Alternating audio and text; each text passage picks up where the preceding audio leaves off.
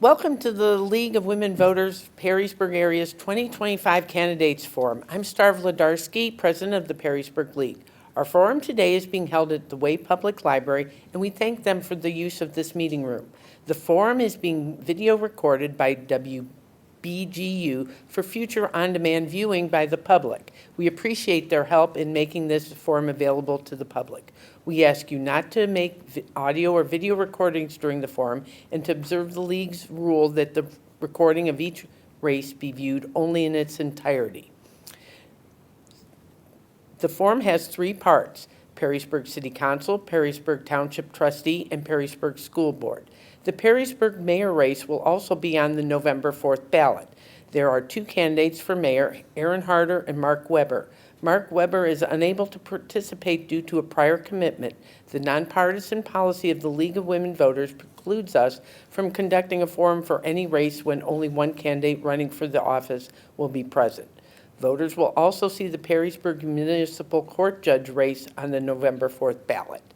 However, this is an uncontested race, and the League only conducts forums for uncontested races. The League has a published voter guide in the Perrysburg Messenger Journal and online at vote411.org, where voters can learn even more about the candidates, races, and issues. We solicited questions from the public and League members prior to the forum, and they have been screened for our moderator to pose to the candidates. The candidates have not seen the questions in advance. Our screeners include League members Kathy Donahue, Sue Hoffman, Deborah Greenleaf Gorman, Judy Reitzel, and Jackie Stedman. We have no in-person audience today, but I would like to acknowledge the WBGU staff that is recording the program and our League volunteers. Shirley Johnson and Heidi Meyer will be our timers. Greeters are Karen Roderick Lingman, Kathy Donahue, and Lynn Floor. Deborah Gorman is assistant moderator, and our moderator is Michelle Sweetser. Michelle, I'll turn the program over to you. Thank you, Star. I will take a moment to highlight our ground rules for today's forum, which were previously shared with the candidates. First, I will introduce the candidates and read the 100-word biographical statement that each candidate submitted. After that, we will move directly to questions and answers. As mentioned earlier, questions for the candidates were submitted in advance by citizens in our area and members of the League of Women Voters. The questions were then reviewed and selected by a committee of League members to avoid duplication and to choose appropriate questions for each office. I will designate which candidate will be the first to answer each question. After this candidate has answered, the other candidates will have the opportunity to answer the question. To be fair to the candidates, we will vary the order in which candidates respond to each question. Each candidate will have 90 seconds to answer a question. Our timers will notify the candidates as they approach their 90-second time allotment. When the timekeeper indicates the time is up, the candidate will be permitted to finish a sentence. Candidates will be given 2 minutes at the close of the forum to make closing remarks. Closing remarks will be made in the opposite order as the biographical statements were read. So let's get started with the bios. Our first candidate for City Council is Justin Edgell. Justin and his wife Amber have lived in Perrysburg for nearly a decade and have 2 children, with their oldest attending Perrysburg schools. He's a sales professional with BSN Sports, working with schools and organizations across Northwest Ohio. His professional experience includes being the athletic director at St. Francis de Sales School, assistant program director for After School All-Stars Ohio, and a teacher and coach with Gibsonburg Schools. Justin is active with the Toth Elementary PTO and the Perrysburg Amateur Baseball Softball Commission, coaches cross-country at St. Rose, and is a golf partner with the Wood County Special Olympics. Kevin Fuller is our next candidate. Kevin Fuller has been a resident of Perrysburg for over 12 years and passionately serves his community. Kevin is married to Christy Fuller. They have 5 children. 2 are graduates of Perrysburg schools and 1 currently in kindergarten. He currently serves as president of City Council, chair of Public Utilities Committee, TMACOG MPO Policy Board member, Perrysburg Chamber member, visit Perrysburg Board of Trustees, Fort Meigs Joint Cemetery Board member, and WCTID Board member. He is a business representative for the Central Midwest Carpenters, trustee and executive board member for Local 351, and an 18-year member of the Carpenters Union. Our next candidate is Brad Geiner, who writes, "My name is Brad Geiner. I live in Three Meadows, and I'm running for city council. I'm a husband, a father, and a union sheet metal worker. I lived in Perrysburg for over 8 years with my wife and 6 children. After high school, I worked tirelessly to pursue my 24-year career as a union sheet metal worker. Through my years of experience, I've run high-profile jobs and have helped others succeed in the trades.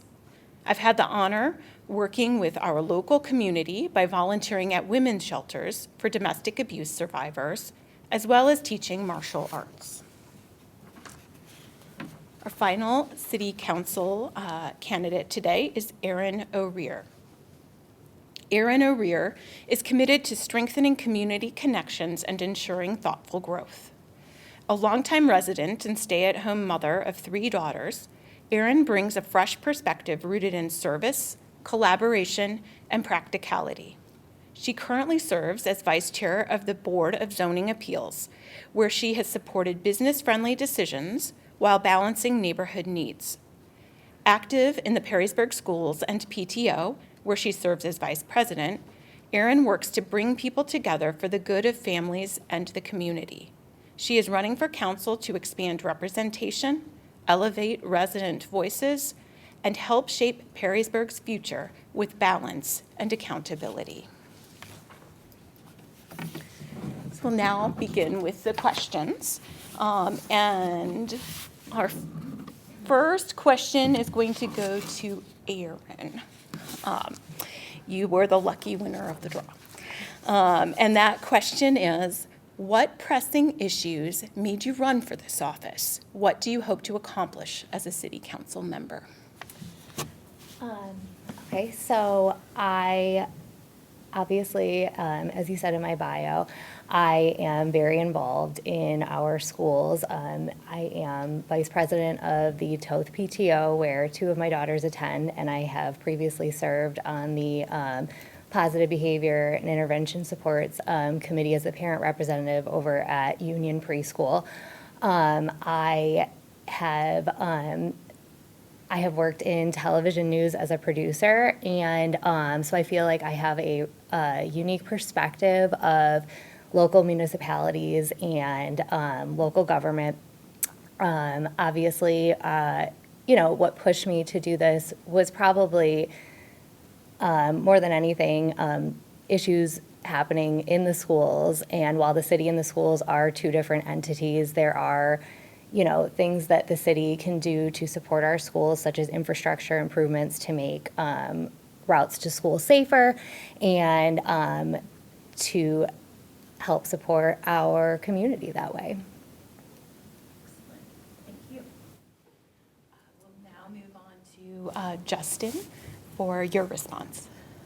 Yeah, thank you. The big reason why I ran is the failure of our school levies, and knowing that as a school board, based on state legislature, I mean, they can just ask for more levies. And our community clearly has stated that that's not something they have an appetite for.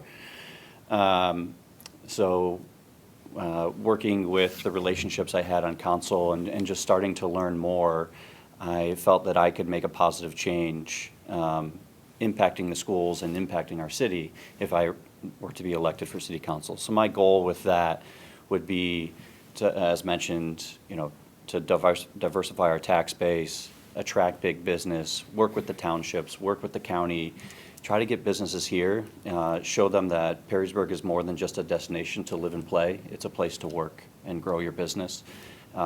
We have that with all of our wonderful small businesses that we have and the health businesses. And so I just want to continue to expand on that and make a positive impact. And and like I said, to show that the city is cooperating with the schools and making a difference. Thank you, Justin. Moving on, Kevin. All right, thank you very much. I really, I'm at this point seeking re-election and hoping to continue some of the things that I wanted to come to fruition that I've already kind of contribute to, most respectively in the way of economic development. We have a few things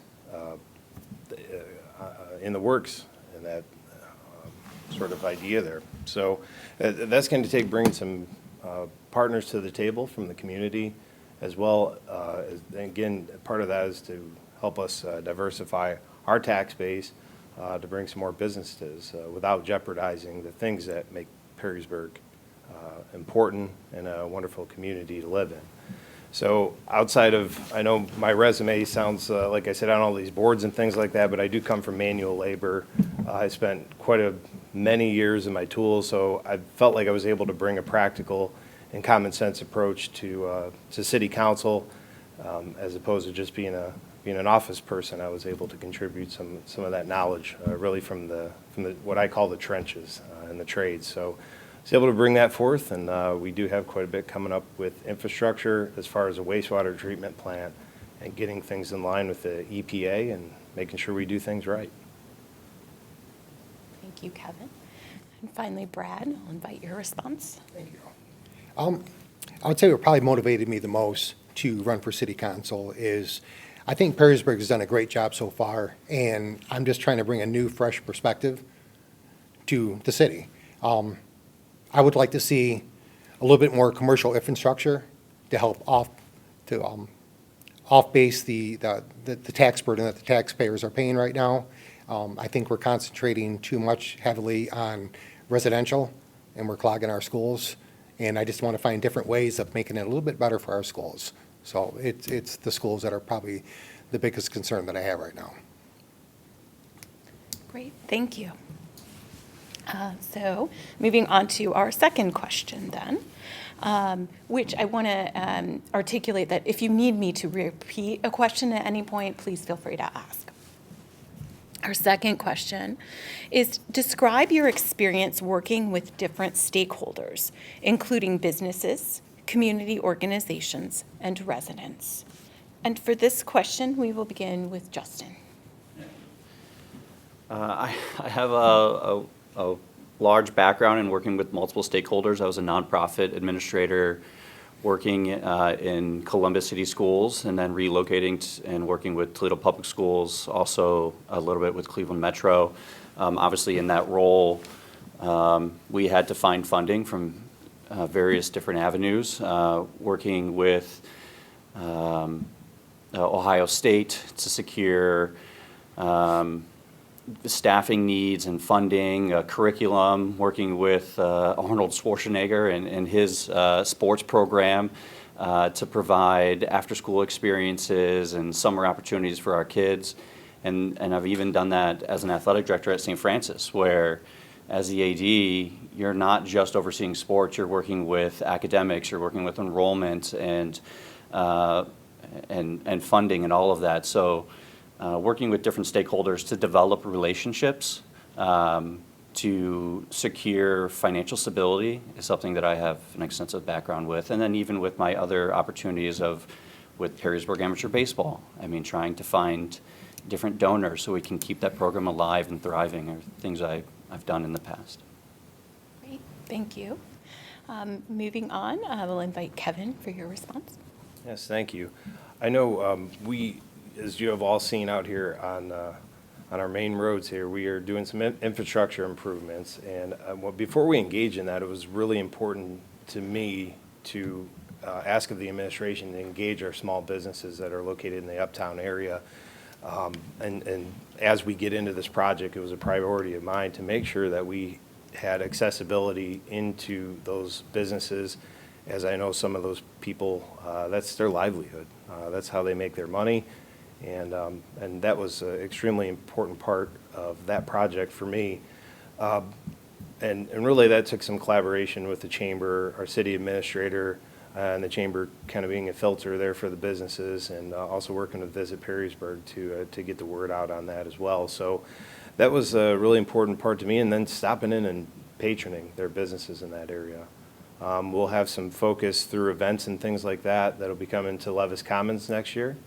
And when we talk about economic development, I've already kind of made some moves to bring some investors to the table that have already been good business partners in Perrysburg, but then also communicating with the Wood County, our economic development in Wood County as well, and trying to bring everybody to the table that's hopefully going to create an environment that will be conducive for those ventures. Great. Thank you very much. Brad? Could you repeat the question for me, please? Absolutely. Could you describe your experience working with different stakeholders, including businesses, community organizations, and residents? Personally, in the local area, I mean, I help in the local area, donate my time trying to keep the area clean. In businesses, I primarily have more resources to bring in to city council with what I've gained through the years in experience with them. I don't have a whole lot of interaction with many local businesses other than patronizing them.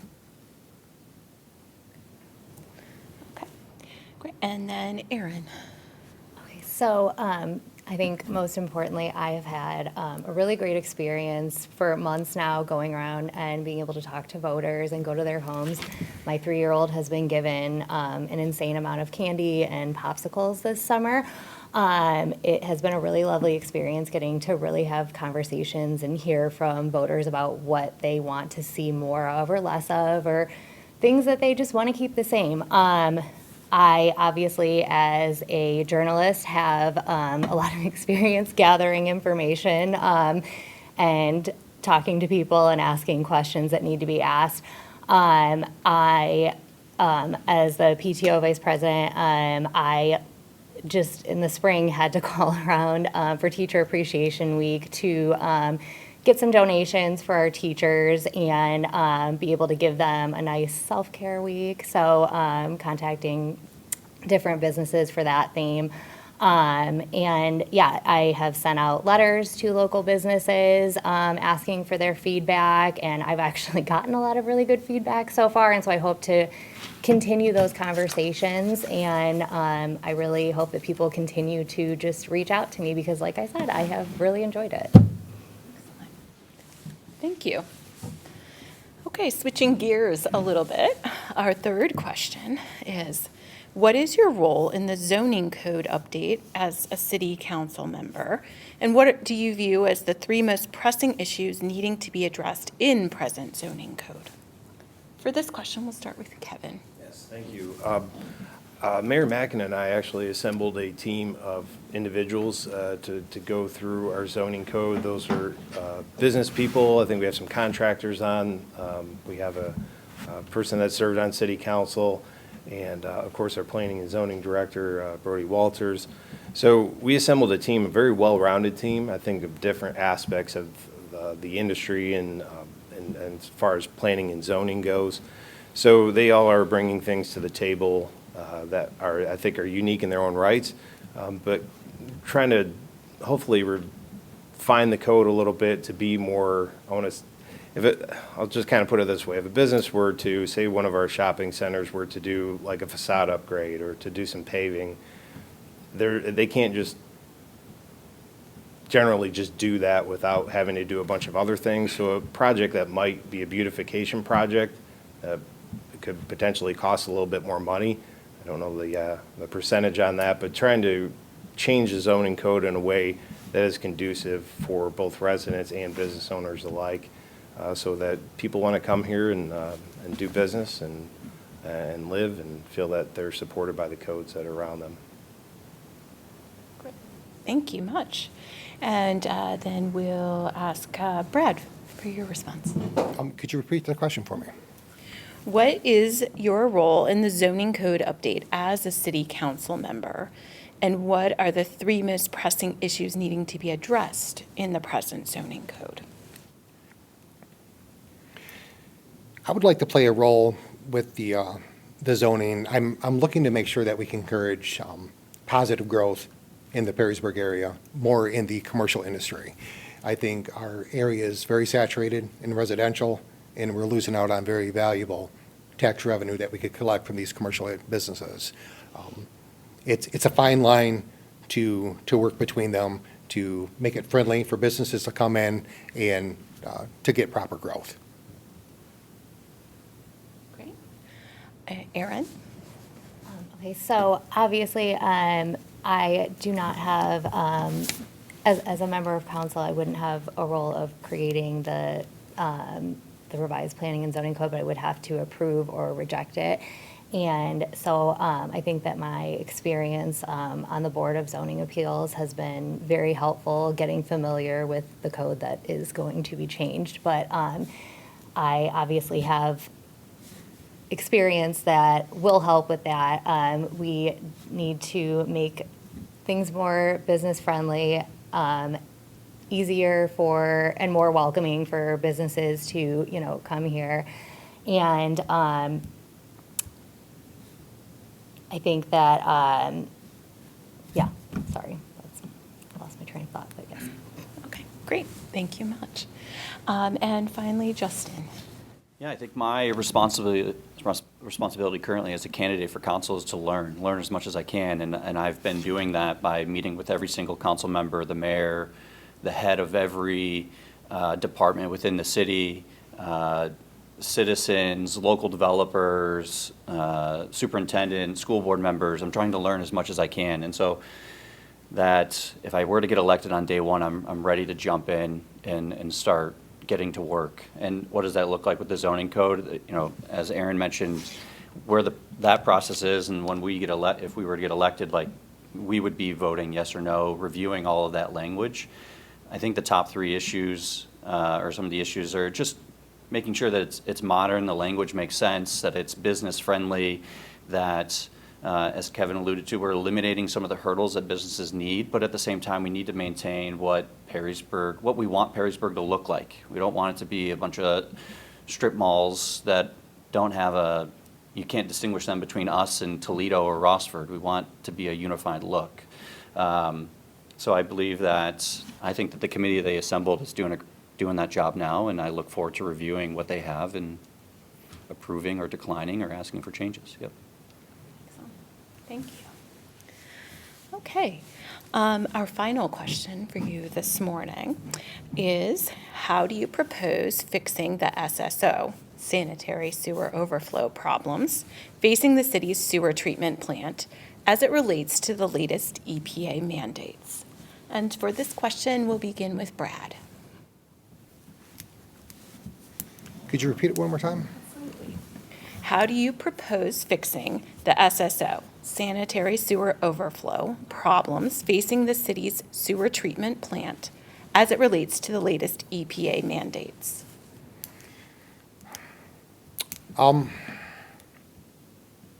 It's very difficult. It's to handle the situation. There's definitely a lot of research that needs to be done to make sure that we're making the right decision and following what the EPA guidelines are. It's bringing in the right people and bringing in the right research to be able to do our job correctly. Great. Moving on then, Erin. So obviously, I do not work in that industry, but luckily, over the past year, I have had a lot of contact with our public utilities director, and my husband is a chemical engineer, and so I've kind of gotten a little bit of a crash course in this, and we do have to have a plan to eliminate the overflows by next June of 2026, and I've been told that the timeline on that could be up to 20 years or so, but there is a plan in the works that they are working on. And there are a lot of improvements that are going to be happening to our wastewater treatment plant. And so, there are mandated timelines that we are working with, and so a solution is in the works right now. Thank you much. Justin? Yeah, I would second that there is a plan in place currently that is being executed to upgrade or make upgrades at the wastewater treatment plant. I had the opportunity to take a tour, a 3-hour tour on a 95-degree day. But being a previous science teacher, the science of it is incredible and fascinating, and you know, what's coming in and what's going back out to the river is it's pretty awesome to see, and it's a resource to our community.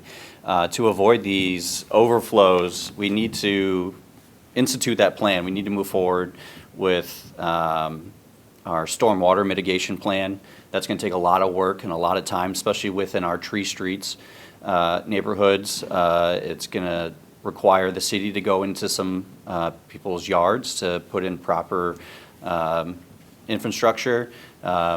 There's potentially going to need to be a fee that's implemented. Can we separate wastewater from stormwater? I think that's something that we need to look at so that those costs are separated and detailed out.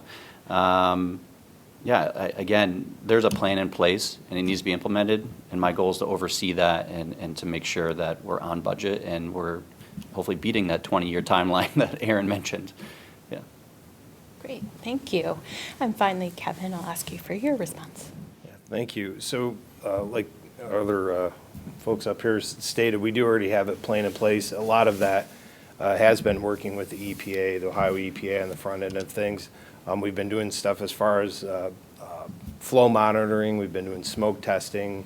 We're dealing with a lot of infrastructure that some of it's very old, and we didn't do a very good job of record keeping years and years ago. So some of that is exploratory and going into the old infrastructure and finding out where we may have problems, and getting the stormwater, the water that doesn't need to make it to the wastewater treatment plant, out of the sanitary sewers is really a major focus right now. You saw that with the Grassy Creek interceptor, the lining project we did there.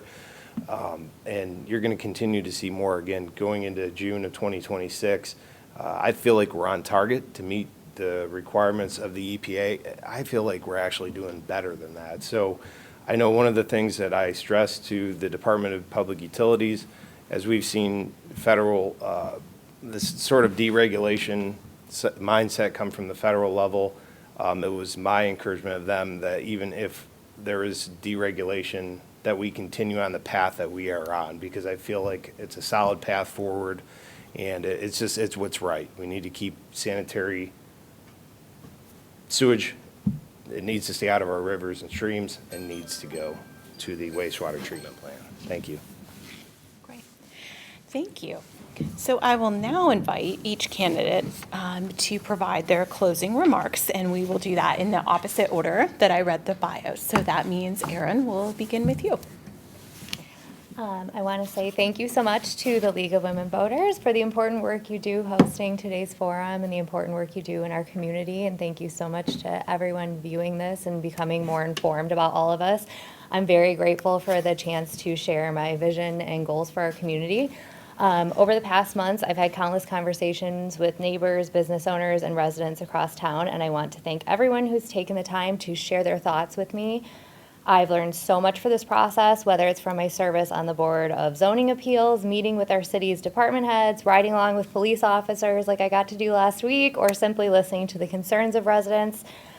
These experiences have deepened my understandings of both the opportunities and the challenges that we face, and most importantly, they've reinforced my commitment to making sure every voice is heard. I'm ready to continue putting in the work to serve you, and I would be honored to earn your support. So thanks, everybody. Thank you, Aaron. Brad, we'll move to you next. Yes.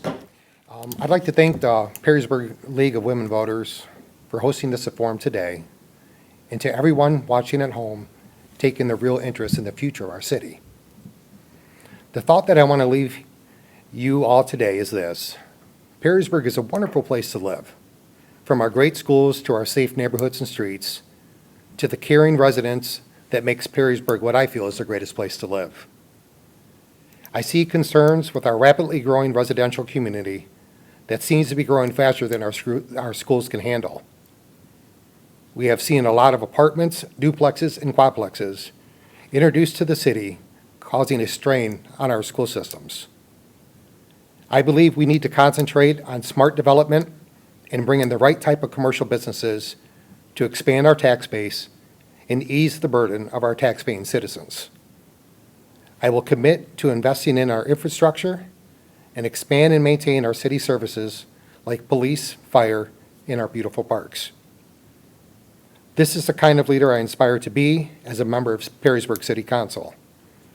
And I humbly ask you to vote this November to help me make this vision a reality. Thank you. Thank you, Brad. And Kevin, now invite you for your closing statements. Yes, I just want to say thank you all for hosting this. This is my second one. It's always a joy to be here, and I know as you all are volunteers and give back to the organization you serve, I know it takes a lot of time and commitment and just dedication. Some people ask me if I was crazy wanting to run again for another 4 years, but that is in my heart as well, service and dedication to my community. While it's a time commitment and does pull me away from my family a little bit, I get joy out of thinking that the things that we are doing on council is going to be for the better of our future generation. So kind of hope to continue some of the things that we've started, see that happen, and just really appreciate the time that I've got to spend here with the fellow candidates. So, and thank you all. Thank you, Kevin. And Justin, last but not least. Yeah. Again, thank you to the volunteers and all the work you put in for, from the League of Women Voters for hosting the forum. Thank you to everyone that's going to take the opportunity to listen to this. You know, these opportunities are fantastic for us to, candidates to be able to kind of not only share what we believe, but what we're motivated, why we're motivated to serve. And for me, that motivation comes directly from my family and from this community. My wife, Amber, and I have called Perrysburg home for nearly a decade. We were married at St. Rose 12 years ago. And we're raising our kids here because of everything Perrysburg has to offer, from the schools to safe neighborhoods to beautiful parks, the thriving downtown, and a community that truly looks out for one another. We spend our weekends and many of our weeknights at local parks, the library, the farmers markets. Our kids are active in rec programs and summer camps, and every part of our life here has reinforced what a special place it is and why it's worth protecting and strengthening. That's why I'm running for city council. My campaign's built on improving quality of life for every resident. That means making sure that our police and fire are fully staffed and equipped. It means investing in sidewalks, multi-use paths, safe streets, that connect our neighborhoods. It means guiding growth responsibly so we welcome new homes and businesses without losing the unique character of Perrysburg, and that's really important to me.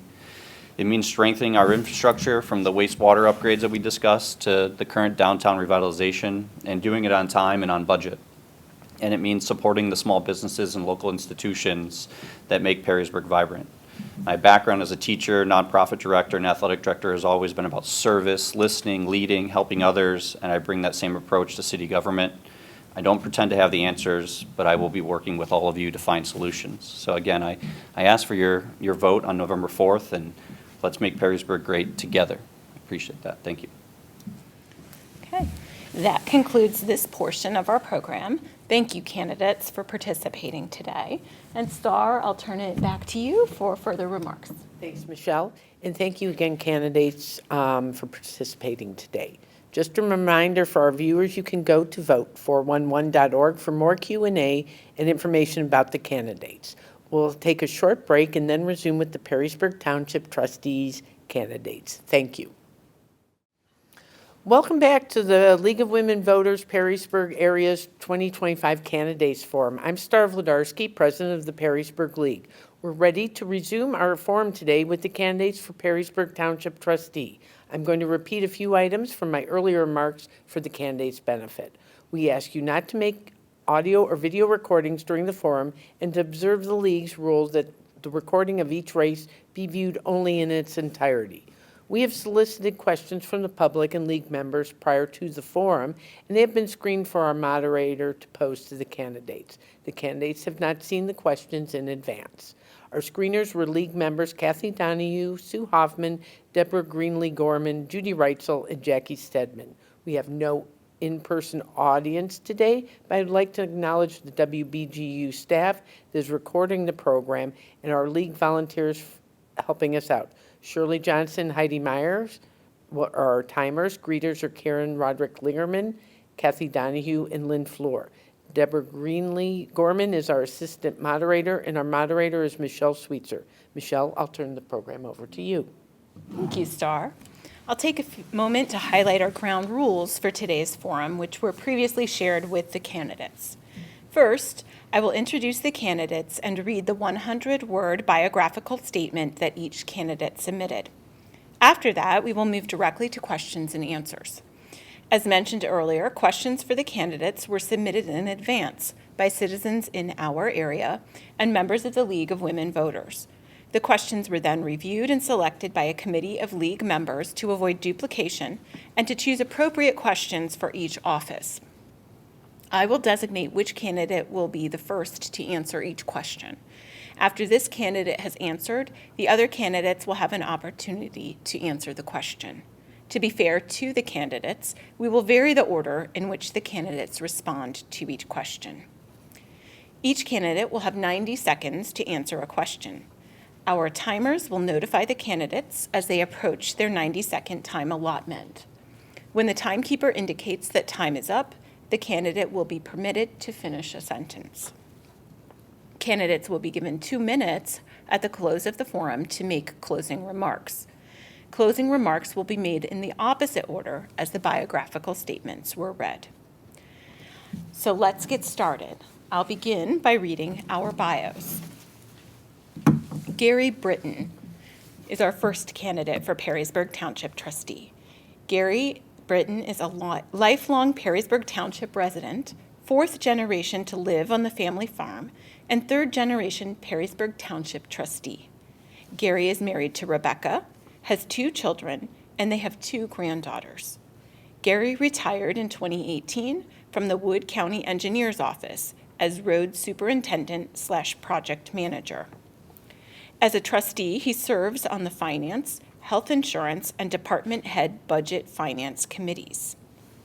Perrysburg High School graduate, Toledo University graduate, past president/manager, Britton Turkey Farm/Britton Cattle Source, past Perrysburg School Board member, 20-year Fort Meigs Cemetery Board member, and 20-year Perrysburg Township trustee. Our second candidate this morning is Robert Mack. I am Robert Perry Mack, a graduate of Huron High and Hillsdale College. I am honored to serve as board chair of the Township Board of Trustees, completing my 24th year. I also serve as chair of New Belleville Ridge Cemetery, WCEDC past president, and positions within TMACOG, WCTID, the Chamber, and Rotary. It has been rewarding to bring leadership, stability, and an unmatched tax base to Perrysburg Township. I endeavor to continue. I would not be able to do this without support from the community, our team/staff, and my family, including Judge Molly Mack and our 3 adult children. Our third candidate for Perrysburg Township trustee is Tim Odenweller, who writes, I went out of order. Please forgive me. Our third candidate for Perrysburg Township trustee is Jeffrey Moore. Dr. Jeffrey Moore, MD, has lived in Perrysburg Township since 2016 after joining ProMedica as a pediatric cardiologist.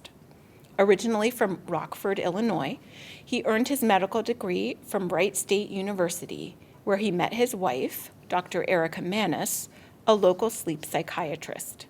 He completed residency at the Cleveland Clinic and fellowship at Nationwide Children's Hospital.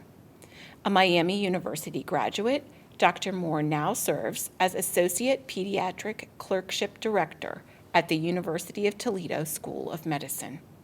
Active in the community, he coaches youth soccer, basketball, and baseball, enjoys soccer and golf, and is a proud father of 3. And our final candidate for Perrysburg Township trustee today is Tim Odenweller, who writes, "Hello, my name is Tim Odenweller. I was born and raised in the small town of Ottawa, Ohio, before moving to the greater Toledo Toledo area in 1996 and have been living in Perrysburg Township for the past 6 years. I've been married to my wife Nancy, a PHS alumni, for 21 years. Our son, Judah, is also a student at PHS.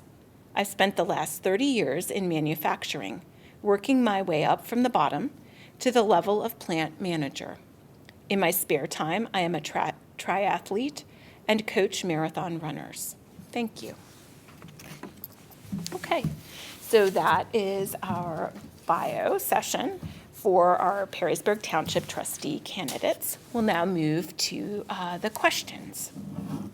Our first question today is, what pressing issues made you run for this office? What do you hope to accomplish as a trustee? And as it happens, Gary, you were selected to answer first. Well, I'm running for reelection. I've been an active member at the township. I actually worked in the maintenance department since 2000, and was in the 27 years, I'm sorry, in the maintenance department before I became a trustee. I want to continue to keep the quality services that we have. I work with all the departments on their budgets, and I just want to continue the great services we have.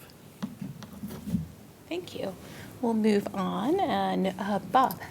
When I first was prompted to run 24 years ago, Perrysburg Township had a lot of great things going for it, but there was some issues with Rossford and annexation and loans for an amphitheater, and things were kind of in a state of disarray. And it was actually countywide leaders, the commissioners, that said we need someone new and fresh to run for Perrysburg Township trustee. So I won't say that I answered their call, because it sounded like something that I was interested in. And so I entered the race and prevailed and have not looked back. And I've found that the things that we embrace at the township are important to making Perrysburg Township a great place to live and work. And that is very rewarding for me to be involved in that process. And I want to be reelected to continue the path that we've been on and make sure that things don't go astray. Thank you very much. I now invite your response, Jeff. Okay, great.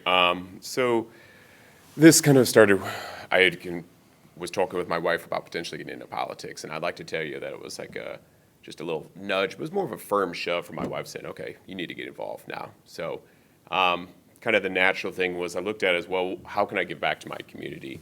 And that was, well, there's Perrysburg Township trustee was coming up. So I think I'm kind of a voice of a different generation. I think I bring a different skill set. So that was one of the things that when I looked at our existing board, I said, okay, what things could I potentially add to our community as well too? I serve in our community in a number of roles, and I thought this was kind of a natural extension of a lot of things that I do in my day job at the hospital, whether it's different committees. There was a significant overlap that I saw with the township trustee and what they do on a day-to-day basis and what I do on my job at a day-to-day basis. So I think we're starting to see some kind of unprecedented growth in Northwest Ohio, particularly in our communities. I want to be a part of that growth, and I think I have a lot of good ideas and forward thinking that I could provide as a potential trustee for the township. And finally, Tim. So for me, it really started when the Perrysburg schools were reaching out, trying to find people to be part of their strategic planning committee. So stepped up into that, started to realize just how much difficulty the schools are having and are forecasting as they go into, future fiscal years with funding. So that's really what kind of opened my eyes, realizing that the schools themselves are struggling with funding. So, and that really comes down to me, inviting the right people into the township. So what I want to see is a lot of growth within the township. I think families really move to this area because of the schools. So we want to make sure that as we're moving forward with planning for the future, that we're planning for that, for better opportunities for younger families, better school opportunities, whether that's at Perrysburg, at Rossford, any of the other school districts that are within our township borders. So having those opportunities, having the right infrastructure in place to allow for that growth is really what I feel is going to be critical. And I feel my business background with future planning will fit right in to that demand. Thank you to all the candidates. Before I ask our next question, I just want to say if at any point you need me to repeat a question throughout the course of this, please feel free to ask. Our second question is, please describe your experience working with different stakeholders, including businesses, community organizations, and residents. And I'll invite Bob to respond first to this one. I've been very involved with various stakeholders, obviously. The Chamber of Commerce. I'm active with the Wood County. I'm a past president of the Wood County Economic Development Commission. I serve as the vice chair of the Wood County Transportation Improvement District in partnership with the Engineer's Office. And then I'm also a board member of TMACOG, the Master Planning Organization Board, and those affiliations, I think, bring a lot of value to Perrysburg Township to make sure that a township liaison has a seat at those tables. And as a result of that, it's brought a lot of good things to the township, I believe. Thank you. I will now move along to Jeff. Sure. So, my work at the hospital, my primary job is take care of my younger patients as well, too. But I do a number of other overlapping jobs in different committees, budget committees, excuse me. I have a lot of experience with philanthropy and fundraising. When I was in college, I started Relay for Life at Miami of Ohio, and we grew it into the biggest philanthropy at the time in the state of Ohio. That was a university-led philanthropy. So I do have experience with different stakeholders, working with businesses, raising funds, that type of stuff. I have a lot of experience with balancing budgets and the demands that come with, the budget, not necessarily just for delivering healthcare, but for the different services that we provide in the community as well, too. So I think that's where my overlap. I don't necessarily have the same business experience and acumen, but I'm the son of a CPA, CFO. So I've always been a financially prudent, relatively conservative guy as well, too. So I do have a lot of experience with that respect and working with different stakeholders from that perspective. Thank you very much. We'll now move along to Tim.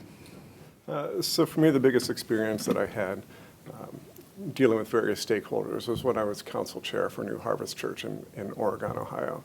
At the time, we had extra building space and we were looking to lease it out. And we were able to work a deal with BP to lease a portion of the church for office space. Throughout that, we obviously had to be looking at what our own parishioners were, what their needs were to make sure that we were fulfilling all of those. But also, we're right next to the German American Festival. They had very, very many concerns about parking for their festival. People in the neighborhood were concerned about what it looks like if you have a business going into a church across the street, with things even as seemingly not that critical as just lighting. People were concerned that we're going to have all kinds of parking lights that are shining into our windows at night. We had to get approval from the Oregon City Council through that. So a long 6-month process overall, but we were able to work out deals that really met all of the different stakeholders' needs. Thank you. And finally, Gary. Well, I'm always considered myself a boots-on-the-ground type guy. I was the road superintendent for the Wood County Engineer for 12 years, where I interacted with everybody throughout the whole county. At the township, I've been on the finance committee since it's been organized, since I've been a trustee, as well as helping the departments with their budgets. The health committee, I've been very active in that. So I enjoy the day-to-day stuff, and I will continue to do that if I get another chance. Excellent. Thank you. So our third question this morning is, are there current township practices or programs that should be discontinued or new ones that should be introduced to better serve Perrysburg Township residents? And for this question, we'll start with Jeffrey. Okay, great. So it's a really good question. I think some of the things that I think we need to really look at, in particular with our township practices, is what can we build towards the future, right? So I think we are entering an era of uncertainty, potentially with our tax base, with our potential property tax base, if that goes on the legislation. What is it going to do to our budget, and how can we diversify to protect ourselves that not only can we continue our existing programs, that we can continue to build on our existing programs as Northwest Ohio continues to see growth in both Perrysburg and Rossford and the neighboring townships that we have here in Wood County, Ohio. So continuing to look at, I know Mr. Britton has looked at kind of some of the JEDs or the Joint Economic Development Programs. I think that's the stuff that we really need to work hard at expanding, so that we can diversify our tax base and that we can continue the good work that we're already doing in Perrysburg Township. I think we do a good job being relatively prudent from that perspective, but I think we need to plan for the future as well. Thank you. Well, move along. Then I ask Tim for your response. So really, as far as existing programs that we need to get rid of, I don't see anything. And the people that I talk to don't have any real major complaints. Most people like working in like living in Perrysburg Township. Those who work here certainly enjoy working close to home. The concerns that I have more for the future are infrastructure. As we grow, there's going to be more traffic in the area. I've lived in places where the city didn't live up to or didn't plan well for the growth. And just traffic congestion everywhere. We're already starting to see some of that along Route 20. So I want to make sure that as we go into the township that we're not seeing that. The other thing that I feel the township can do better is in parks and access to those parks. I see other cities in the area that have a lot more bike paths where kids can get to the parks more easily. I think that's going to be crucial in helping us to get more families moving into the area. People want to live near parks. They want to be able to have their kids ride their bikes to school into parks. I think that's something where we have fallen somewhat behind to other areas, and we can improve upon that. Thank you. Gary, I know. Moving forward, I believe the main thing we need to concentrate on is our services that we have. We need to continue to keep those at the highest level. And it takes funding, and as the doctor had touched on, with the chance of property taxes going away in 2027, townships will be almost destroyed. We need to find an alternative means of funding, and that would be the joint economical development districts. Very important to get started on those. We have 320 acres south of the township building that were rezoned to industrial, and that would be an ideal spot for a JED, which we'd be able to collect payroll income tax. So that's what I see moving forward. Thank you. And finally, Bob, I invite your response. We are amidst a comprehensive plan redo. It's been a while, about a dozen years, and so we are making a significant investment and have an outside consultant helping us, and I'm the trustee that serves on that committee where we define areas for future growth and how to control sprawl and what to do with our unzoned portions of Perrysburg Township. We had a meeting just this past week. So once we refine the comprehensive plan, and there will be things in it that have to do with solar farms and all kinds of things like that, and data centers and all these new things that weren't around 12 years ago, I think it's very important that we adhere to the guidelines set forth by our citizens that are on the committee as well as professional planners. Other things that we can do is, it's amazing how much technology has transformed our police and EMS and the services that they provide.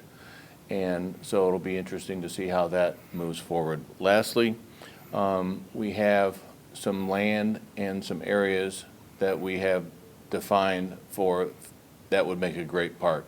Or, you know, we need to develop that as a park. And once we get a few things behind us, I think that's next on our agenda. Thank you to all of you. Now for our final question of the day. That is, what funding methods do you propose to keep Perrysburg Township financially solvent and thriving? For this question, we'll begin with Tim. You know, I think it's really going to come down to more of an income tax. You know, the big thing that we're all concerned about is if they eliminate property tax here in Ohio. And listening to some people from the county, if we were to switch that to a sales tax, you know, that's going to add 10% roughly to the sales tax in the area. I think that will mostly impact the lower income people in our area who can't go across state lines to buy a new refrigerator at a lower sales tax. So to me, it really comes down to, in that situation, needing to look at income tax to keep things more fair. And that's the route that it's really the only route that I see that we can go. Ideally, property taxes don't go away. Hopefully, at the state level, you know, they can come up with some alternatives that can keep people happy that are currently paying higher property taxes, that are looking to have those taxes reduced. But assuming that that ballot measure goes through, which I think is not an unfair assumption to make, it really comes down to income tax, which again is critical to have more families moving into the area and having high-paying jobs in the area so that those higher wages bring in more funding. Thank you. Gary? The only way we can find additional revenue as far as income tax would be through JEDs. Currently, it's against the Ohio Revised Code for townships to collect income tax unless they do a JED. Moving forward, it's pretty important because with these people passing the petition, they will get enough signatures. It will be on the ballot in November. And people don't, if their payroll income taxes or their property tax is 10 grand and they can keep that in their pocket, they're going to sign the petition and they're going to vote to do that. So it's very important that we really look hard at these JEDs. It's important that we, as a board, get together on this and move forward and work with our neighboring villages or our municipalities to get these done. Thank you. Bob? Well, we would be in the same boat as schools if they were to eliminate property taxes. And so I think that I have faith in folks in Columbus that they will figure something out to address this. I also am fully aware that the petition to put this on the ballot is likely something that will be real, but I can also envision a commercial for the countering side saying, okay, well, imagine calling 911 and no one's going to come save you or protect you. I think that at the end of the day, the citizens in the state of Ohio would have the foresight to see that we need local government funding for essentials. I'm also think exploring a joint economic development district is something that we need to look at, especially if our police levy, if we have any issues there and we still want to maintain service that are at the caliber that our residents have come to expect, we're going to need to find other sources, and for that, a joint economic development district could be the answer. And finally, Jeff, I ask for your response. Sure, yeah, so just kind of expand and build upon what these gentlemen have already talked about, and kind of what we alluded to earlier, but yeah, I mean, so that is obviously one of our biggest fears, is that losing a major financial resource, a major budgetary resource, could be in jeopardy in a couple years, right? So It's one thing to have faith, but I think the most important thing is that we really continue to educate our constituents about this matter as well, too. I think a lot of that means not necessarily, I think commercial is a great idea, but building on our social media presence, building on our Perrysburg Township Facebook group. What can we do with Instagram? What can we do with other modalities so we can get this information out so that people know, hey, yeah, it's great to not have to pay income tax, but what are you going to lose if we do lose that income tax? What are we going to lose with our EMS, with our fire, with our police? Because they do an excellent job. I met with them for a couple hours last week, and I could have been more impressed with what they do, what they deliver. I've lived here for a decade now, and I've had to occasionally call them for this and that, and the response time is awesome. They do a wonderful job. When we had a small brush fire in our backyard, they did a wonderful job. So, alluding to what Mr. Britton had said, really making sure that we are proactive rather than reactive, that we have potential JEDs in development so that we have a backup plan in place if this comes to fruition. And what Mr. Odenweller had said, because I believe that income tax is necessarily would be unfair representation of maybe our lower class income in our township, and that necessarily wouldn't be fair. And they might not have the ability to go to other places, where they can get a lower sales tax. So, just Great. Well, that ends the question portion of our program, and we'll now have closing remarks from each of our candidates in the opposite order that I read their bios. So that means we'll start with Timothy. Thank you. I think there's no question that one of the biggest concerns we've got is how are we going to continue to fund services, fund schools in the area? And let's be honest, people move to Perrysburg Township for the schools, for the services. It's a great place to live. It's on us to make sure that it continues to be a great place to live. And the best way to do that is to make sure that we've got good jobs in the area, good access to health care, good access to services, so that we're attracting more and more families to the area. If it's not for the schools, there's no good reason to move here, in my opinion. You can go other places, have lower property taxes, have just as good services, but the schools here are really top-notch. So bringing more people in the area to increase that tax base is going to be critical to us, but we need to do that in a smart, sensible way. Bringing people into the right areas, so we're not, eliminating a bunch of farmland, which is really what kind of built the area, and so that we also have room for some industry, but really ideally you have the right kind of industry. I envision having more healthcare industry in the area, as well as more service industries.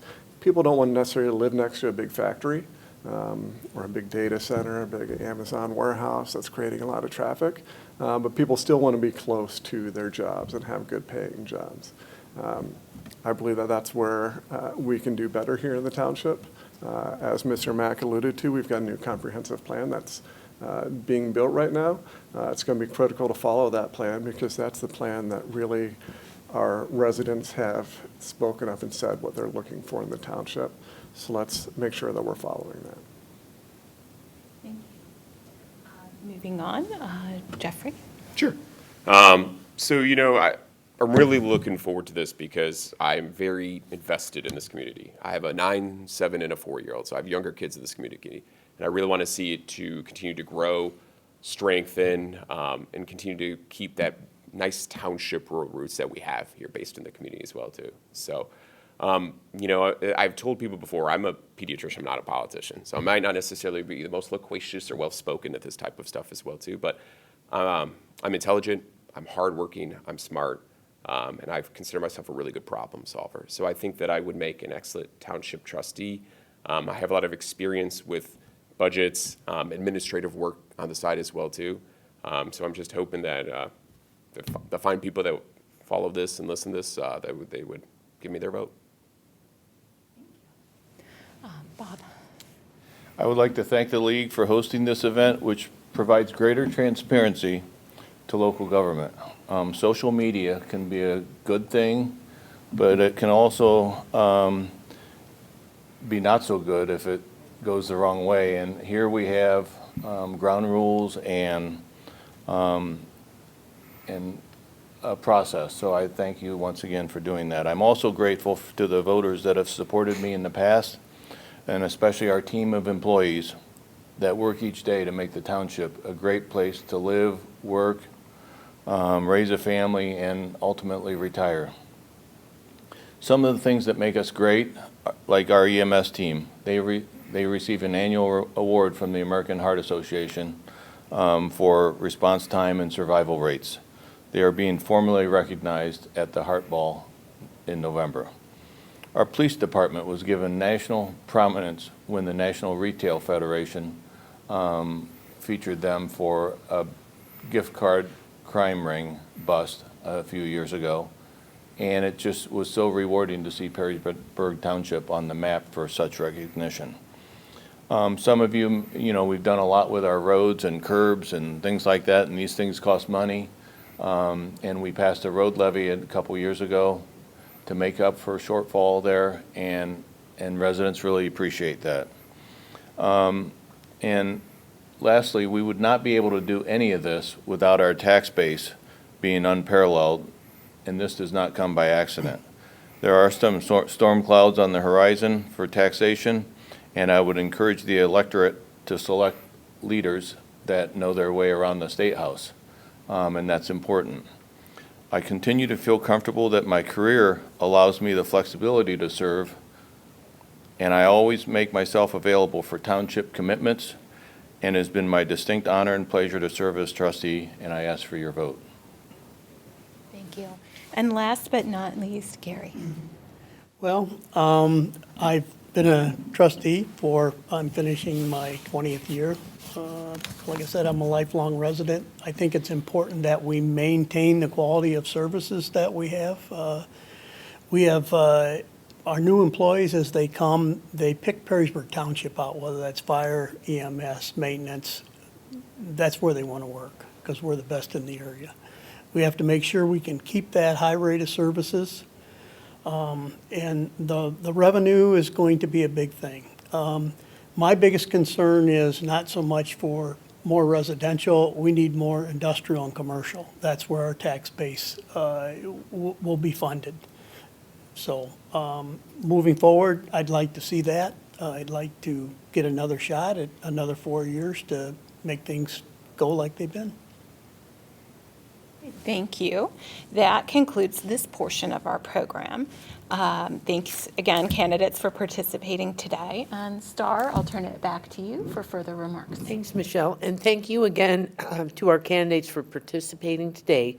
Just a reminder for viewers to go to vote411.org for more Q&A and information about the candidates. We'll take a short break and then resume with the Perrysburg Board of Education candidates. Thank you. Welcome back to the League of Women Voters, Perrysburg Area's 2025 Candidates Forum. I'm Star Vladarski, president of the Perrysburg League. We're ready to resume our forum today with the candidates for Perrysburg School Board. I'm going to repeat a few items from my earlier remarks for our candidates' benefit. We ask you not to make audio or video recordings during the forum and to observe the League's rule that the recording of each race be viewed only in its entirety.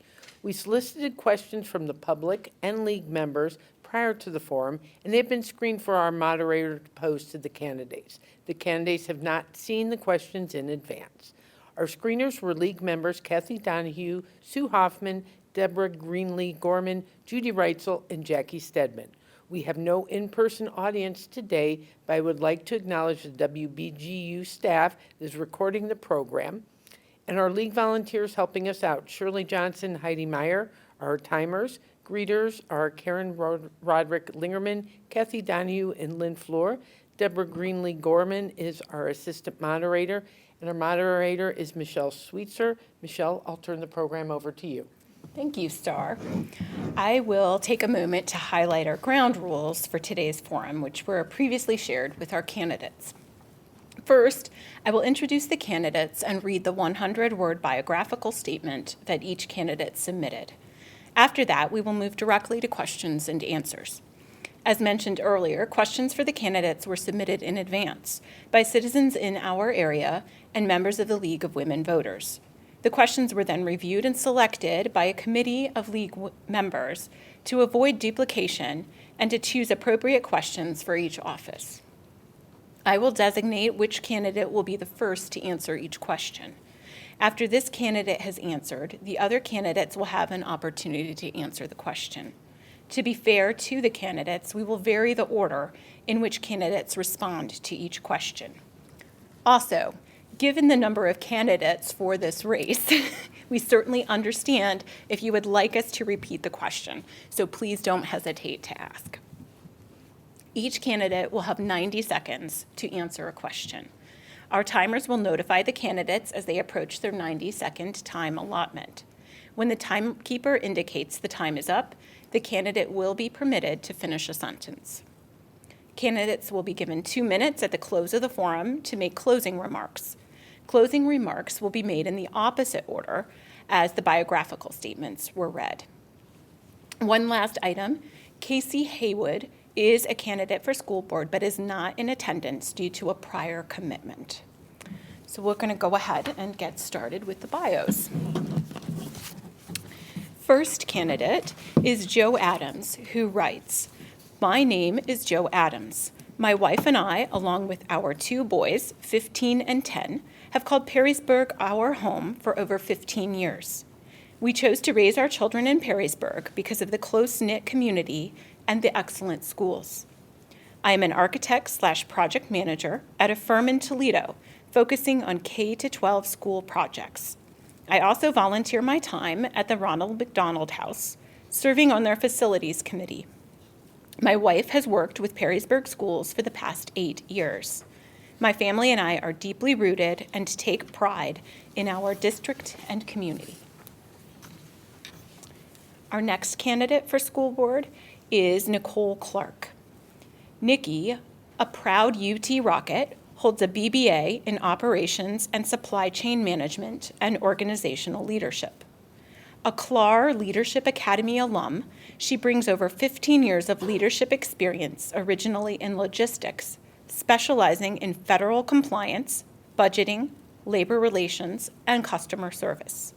She values open communication and creative problem solving.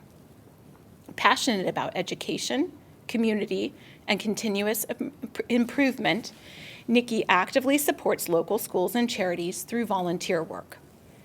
Perrysburgers since 2019, she and her husband of 18 years have a daughter and are hosting their second exchange student, both at PHS.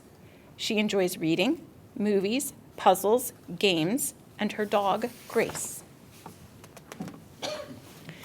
Our third candidate for the Board of Education is Wayne Nifkowski. Wayne Nifkowski lives in Perrysburg School District with his wife, Carrie, and their dog, Mastro.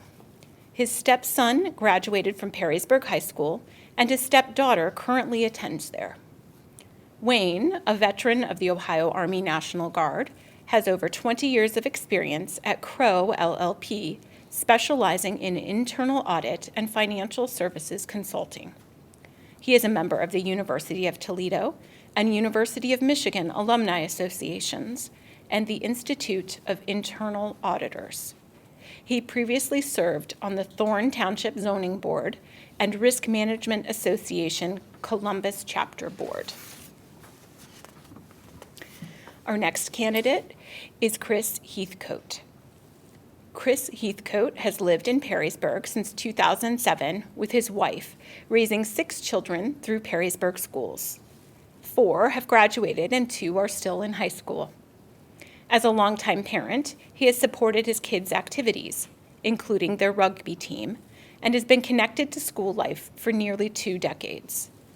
A Purdue graduate and industrial engineer, Chris has more than 20 years of experience improving systems, reducing costs, and leading teams in both business and government. Perrysburg is where his family has grown, and he is committed to helping it thrive.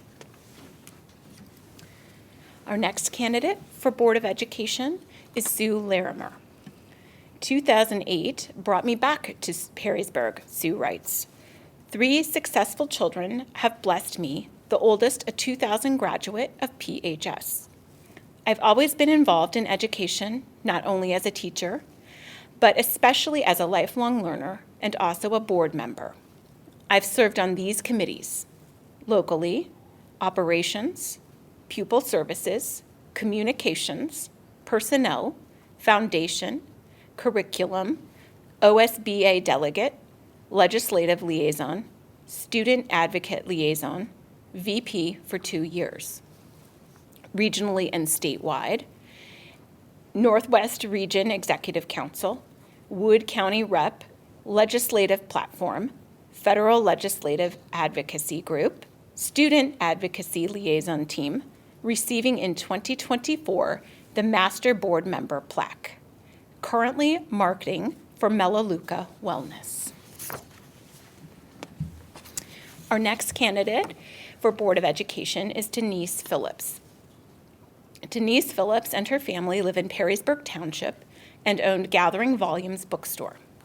Prior to opening Gathering Volumes in 2016, Denise worked in information technology as a project manager at First Solar. Her IT positions included working during and after Y2K, implementing and customizing systems for corporations such as Marriott, Carrefour, Payless Shoes, and Ernst & Young across the United States and globally. Denise is a founding committee member of the Northwest Ohio Teen Book Festival, currently planning their 5th festival to help keep local teens reading for fun. Denise is a member of the League of Women Voters.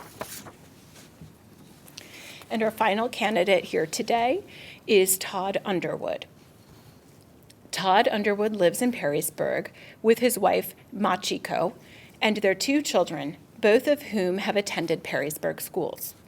Before returning to Northwest Ohio, he lived and worked abroad for more than a decade in Japan and India, gaining leadership experience in education and design. Today, he works as a strategic marketing professional, leading brand and communication efforts for a regional nonprofit that supports innovation and business growth. With a background spanning marketing, education, and design, he brings a global perspective to local service. He has also served on the Frank Elementary Safety Committee and parent organizations. Okay. That concludes our bios, and we'll now move into the question portion. Our first question for our candidates this morning is, what is your plan to address the district's long-term financial stability and build public trust in the use of taxpayer funds? And this question, Sue, you kind of won the lottery to begin with. Financial stability and community trust, was that Build it? public trust. Public trust, okay. Okay. In 90 seconds, all right. Perrysburg Schools has been a longtime member of the open checkbook system when Josh Mandel started that. So everything that any one of our treasurers has ever done has been in that open checkbook. So it's all right out there, kind of naked, so to speak. Now, if you're like me, looking at a spreadsheet might give you hives, and you might not understand it. I think one thing that we need to do a little bit better, and I know that our treasurer, Pam Harrington, tried this at one point in time, was to have financial 101 classes open to the public, maybe here, maybe at school, probably not at school anymore, but at least here, where people can come in and learn. School finances is a complex animal, even with the simplification of the Fair School Funding Formula. And I still remember Eric Bennington when he got on the board as a CFO, and he thought, oh, I'll walk into finance and it'll be easy peasy. And he said, this is an animal I've never seen before. And it was startling to him, and it took him a long time to understand. So it is not something that is easy to understand. I think Randy Drewer's simplification during our board meetings has been helpful. It's always out there in board docs. I think we just need a way to incorporate more interaction between the community and our financial people. Thank you. Next, we will go to Denise for your response. I would like to focus on seeing a credible, transparent levy plan. I think the board needs to rebuild community trust by supporting a lean and clear levy strategy with public accountability. I would like to collaborate with the treasurer to be able to project at least 3 years ahead and to communicate trade-offs clearly and concisely ahead of time. I would like to seek out alternative funding to be an advocate for grants, public-private partnerships, alumni foundations, shared service agreements to help reduce the cost to taxpayers. And finally, as a former IT professional, I would propose creating a public-facing levy accountability dashboard showing where every new dollar would go and then following up by showing where they actually go. Thank you, Denise. Todd. Okay, thank you. I'm a little nervous, so bear with me. I think the key part of that question, the most important part of that question is the trust. I think that's something we have to rebuild as a community. We have a great community, but 3 of the last 4 levies have failed. And that shows that the community has lost faith and trust. I think we can fix that primarily through improving our engagement with the community. We can do that by creating frameworks so we can actually measure if our engagement is good. For example, having follow-up to people who come and speak at the board. I've made some plans around that. Also, as far as spending, I think we need to have a focus specifically on classroom spending and how much of the per student pupil money is going to be spent directly in the classroom. So that comes to transparency.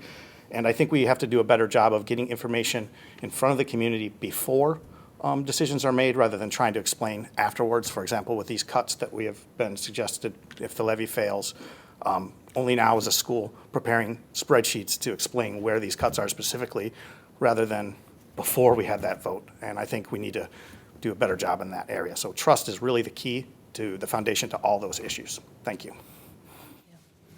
I'll take a moment before inviting your response, Joe, to just reiterate the question for our viewers as well. And the question is, what is your plan to address the district's long-term financial stability and build public trust in the use of taxpayer funds?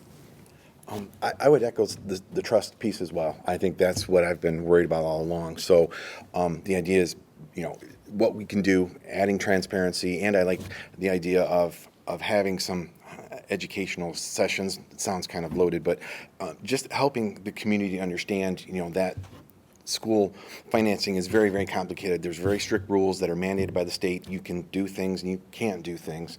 Again, when the community doesn't understand that, it looks odd, it looks strange, it looks gray. So I totally agree that it starts with trust. Once you build that trust with the community again, levies will pass, and then the financing will become stable for the district. Thank you. Nikki?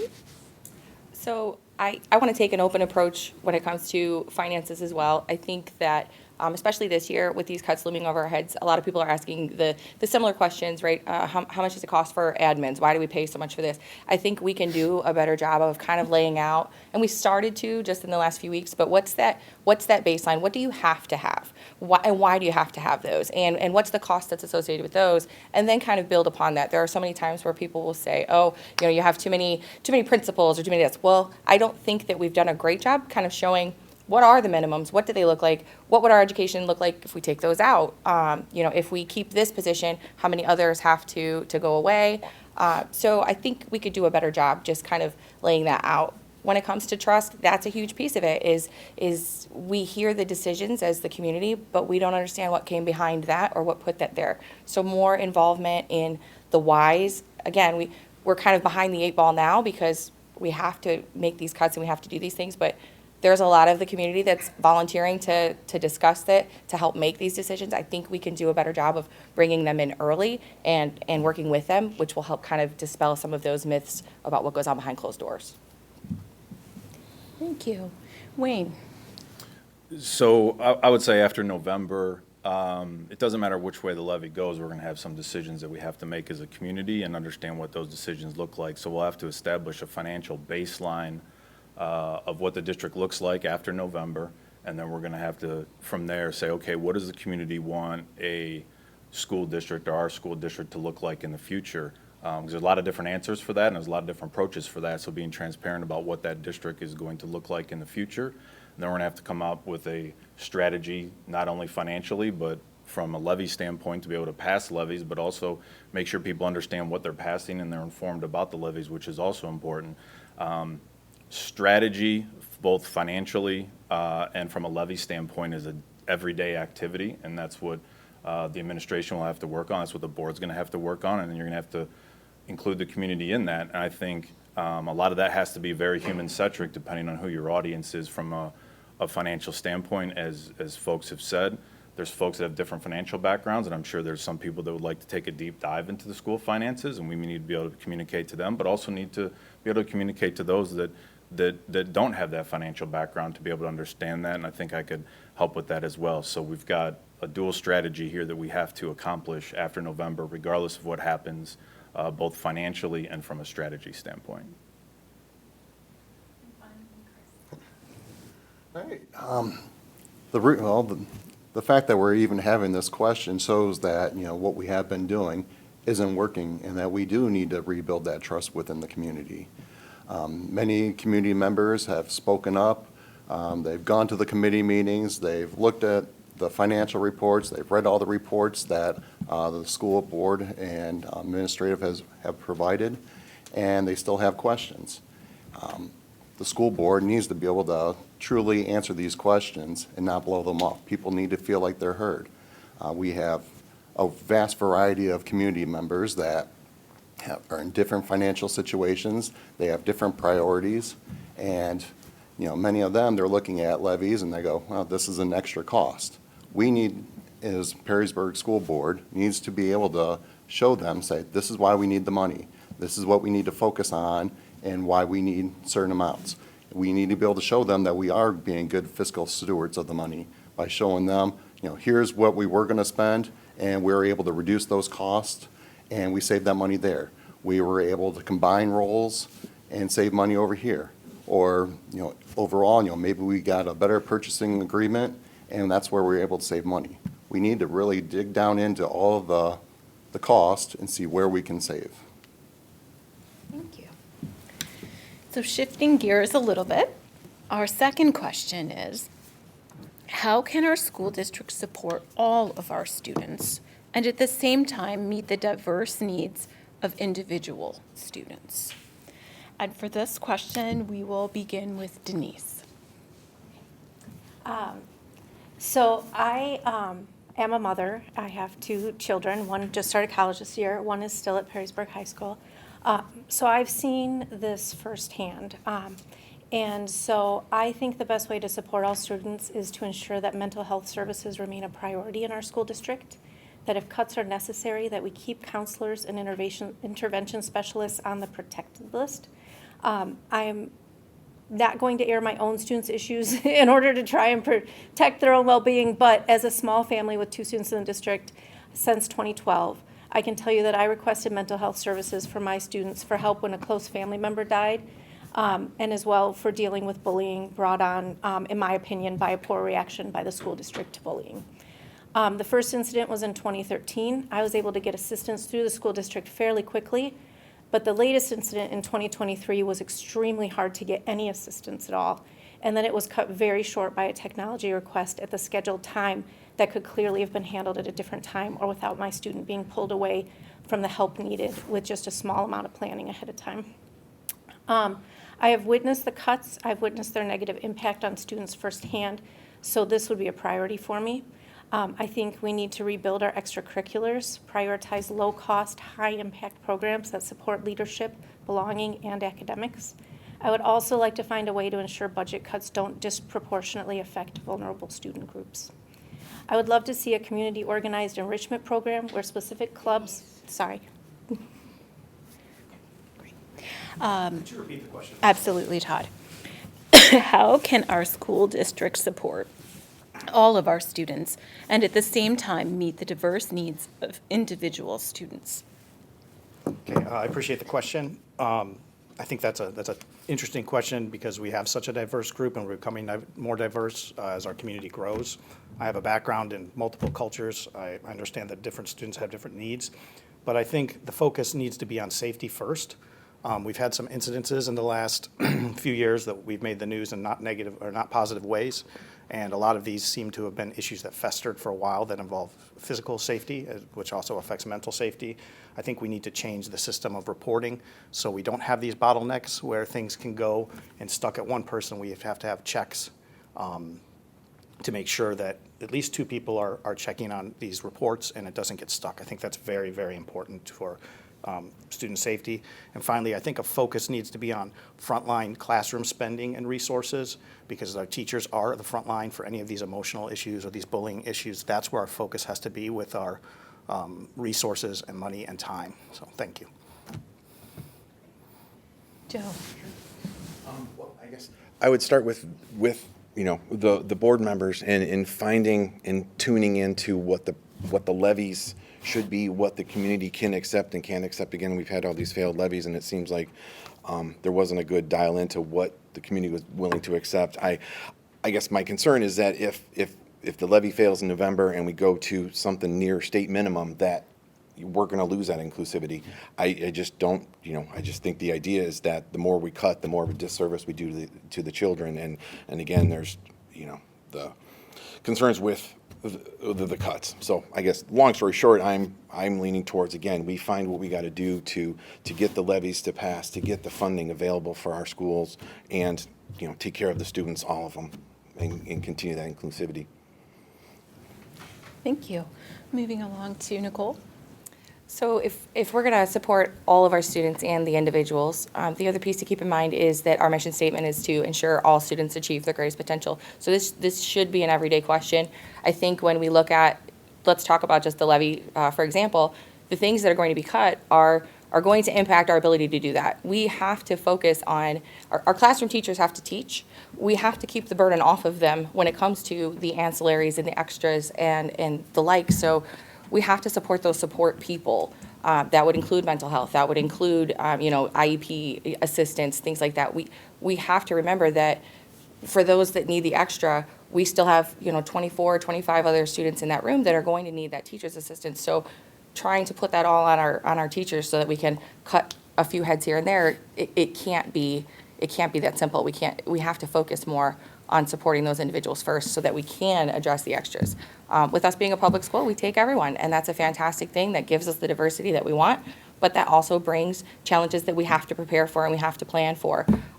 So it would be a shame to see us lose so much support when, we're just trying to reduce a head count or reduce a fund. Wayne, before you answer, I'll go ahead and repeat our question for our viewers and the remaining candidates. And that is, how can our school district support all of our students and at the same time meet the diverse needs of individual students?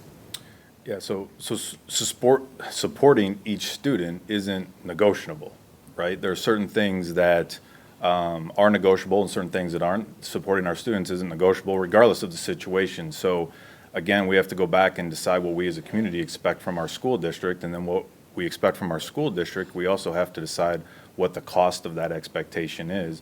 And this is really one of those situations where, especially when you get into mental health and things like that, it's a non-negotiable as far as I'm concerned, and you need to make the appropriate adjustments in your budget to make sure you can deal with whatever those situations are, and people feel comfortable sending their student to whatever school that is, regardless, kindergarten all the way through high school. So it's not an easy thing to do. But I would also say that we are a community that everything we need is within the district's boundaries in terms of professionals and resources to be able to do that. Has the district tapped into that entirely? I don't know the answer to that question, but it's something that definitely has to be explored. And again, there's really not and shouldn't be financial boundaries on these types of situations with students to make sure that they have especially what they need from a mental health standpoint. Chris, I'll invite your response. As a parent of 6 kids, I know not every kid learns the same way. Some pick things up really easy, and others, they can struggle. I've had kids at all end of the spectrum within our schools, and I understand and know, how valuable, the extra help can actually be for them, especially when they need it, even if it is, just that emotional encouragement to move forward on it. Within the schools, we have students, top performers, they'll accelerate regardless of the challenges that get thrown at them. But we need to make sure that those on the, that aren't getting the largest attention, they're not slipping through the cracks. We need to make sure that everyone can achieve their full potential. To do all that, we need to make sure that we are putting the funding in place where it needs to be.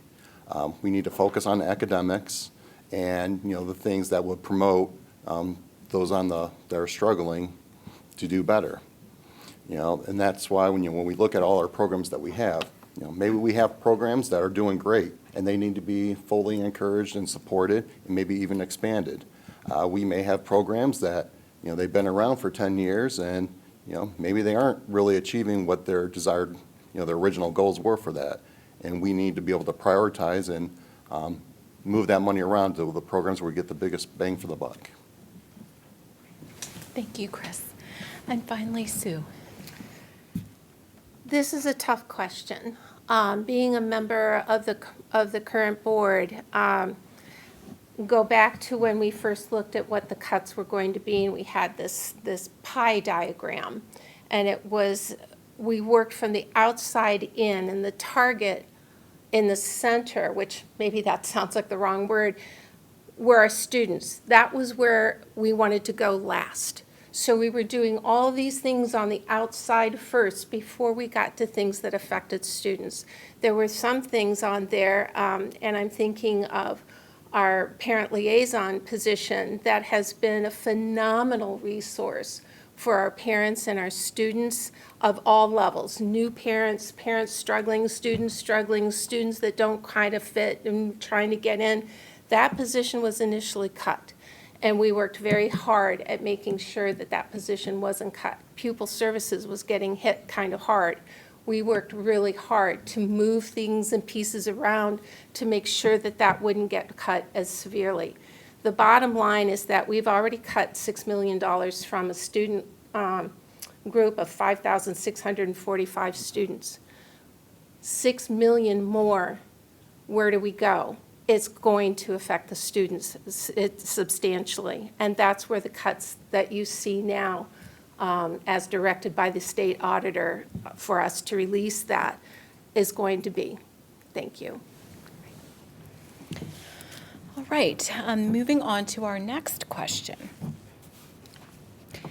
A system of public schools is mandated by our Ohio Constitution. Given the alternatives, such as charter schools, religious schools, and homeschooling, why is our public school system important? And I'll start with Todd. That's a good question. Well, obviously, a public school serves all students, and we need to have an education system that does that. I personally am not against charter schools or vouchers because I think public schools also aren't for everybody, even though they have to be for everybody. So I think, could you repeat that last part of the question one more time? Given the alternatives, such as charter schools, religious schools, and homeschooling, why is our public school system important? I think I answered that it is it is important because we have to serve all children in our community. But I also think we have to accept that the world is changing. The push for charters and things are growing, not shrinking, so our school has to be more transparent and accountable to compete and understand that landscape. We can't change that within the schools, but it's very important to have a strong public school for all students. Thank you. Okay. Joe. Yes. I guess the all students is key to me. I know some of the other ones like private schools or homeschooling or religious schools, they can choose their students, but in a public school design, you can't choose. You have to accept everyone, and it has to be inclusive. And I think that's the biggest difference between the other choices that a parent may have. And again, one of the reasons that my wife and I migrated to Perrysburg was the wonderful school district. So I think, there's an incredible value in that public school district, and sometimes that value gets lost when there's other choices available. But again, the school district doesn't have a choice. You have to accept everyone, as and other schools do, or other schools don't have that choice. So that's for me. Great. Thank you. Nikki. So I'm just going to use Ohio because that's where we are. But if we look at the fact that there's about 10 million students in Ohio and 90% of them go to public schools, It's pretty important that we keep those funded and that we're paying attention to the materials and the things that are being used in there. That's 90% of the Ohioans that are going out of school going to become productive citizens, around the country and do things for us. So if we're not going to invest in and take care of that huge majority, then what does it look like for us 10 years from now when these kids are out of school? What do they know? What do they understand? So I can't stress enough. I agree, the great thing about public schools, we take everyone. That's everyone's biggest chance at exposure to diversity, to overcoming some issues, or making friends from people from other cultures, from other areas. All of that comes because you're in a place that takes everyone. So I don't see how that can't be paramount. This is what turns people into good humans and contributing adults in your community. So that's why I would say, yeah, super important. Thank you. Moving on, Wayne. Can you read the last part of that question? Thank you. Given the alternatives such as charter schools, religious schools, and homeschooling, why is our public school system important?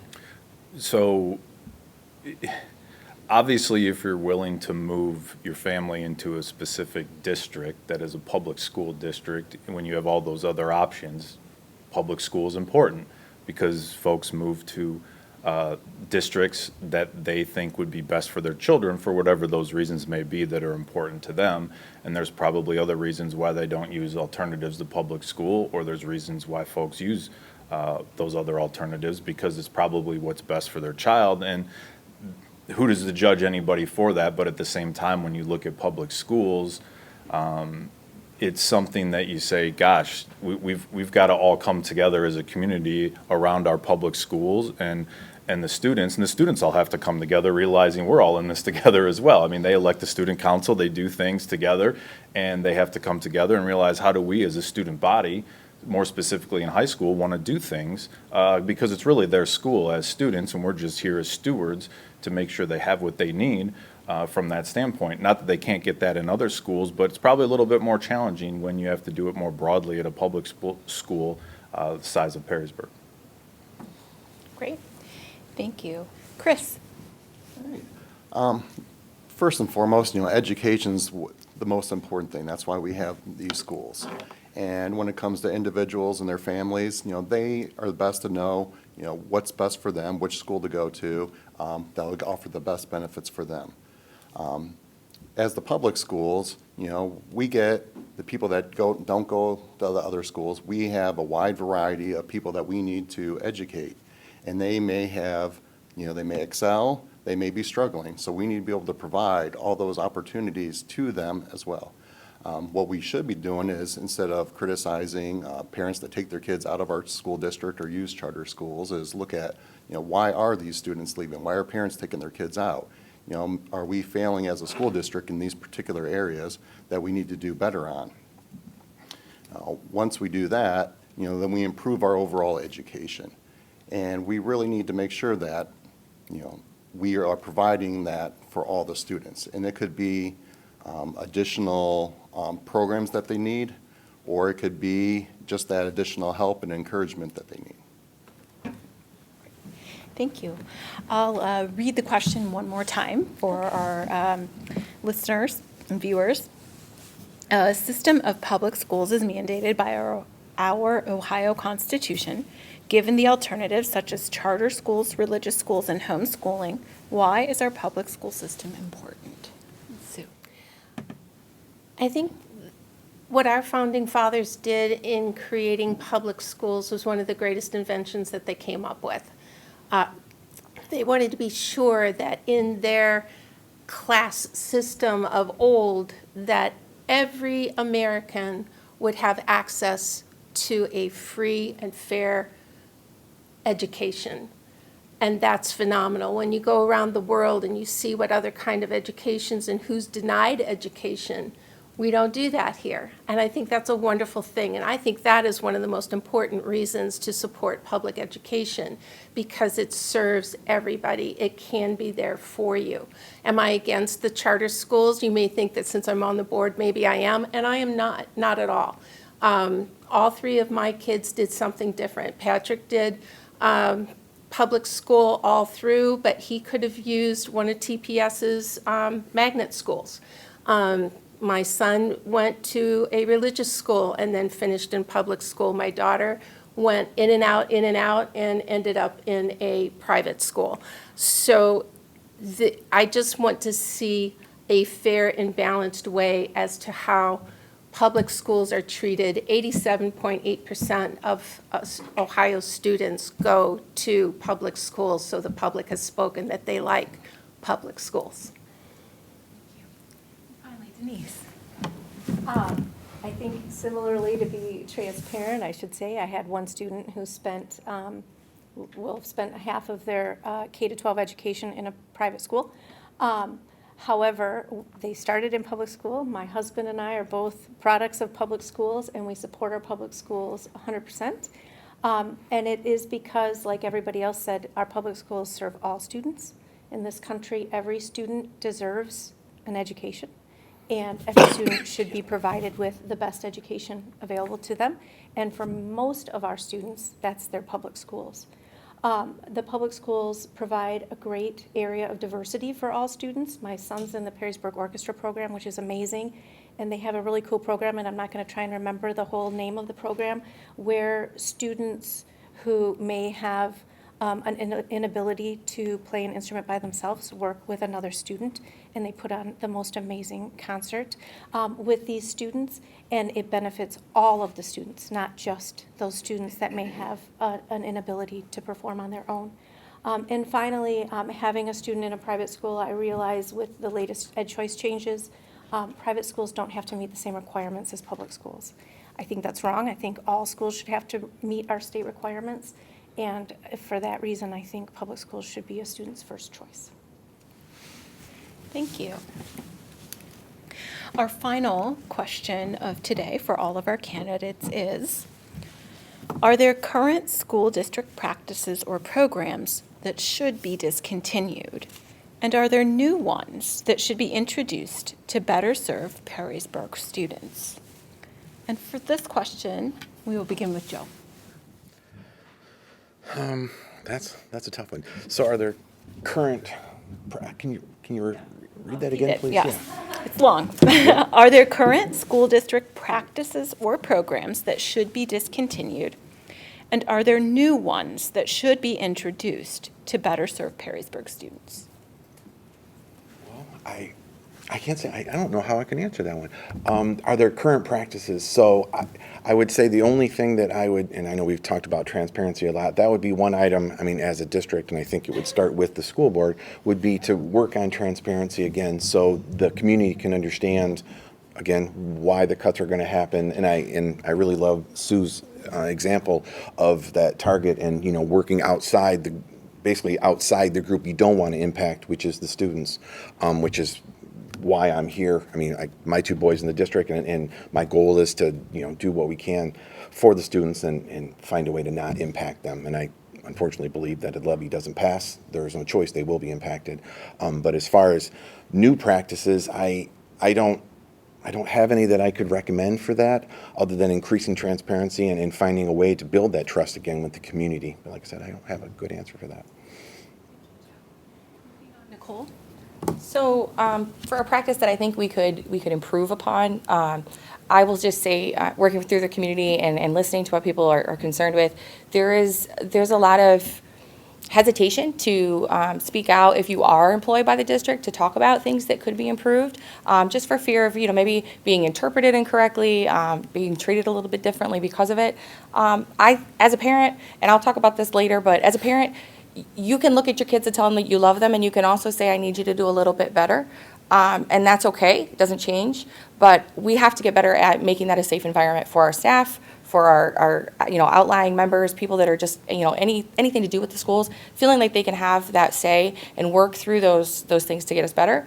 From a student standpoint, or something that we could practice that would improve for our students, I think that, you know, again, as we talk at the levy and the things that are being cut, we've got to find a way to bring programs in that either are self-funded, could be funded with business help, grants, things like that, something to take some of the burden off of the taxpayers and give the students a chance to experience something different and have it be kind of endowed for them. It's easy to do that in sports, but I don't know that we've exhausted all of our options in some of the other areas in the school.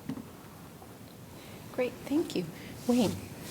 From an administrative and board standpoint, leadership's engagement with the community has to improve. Communication with the community has to improve. And the transparency around the financials and a levy strategy. Those are the big four that have to be taken care of from a board administrative standpoint.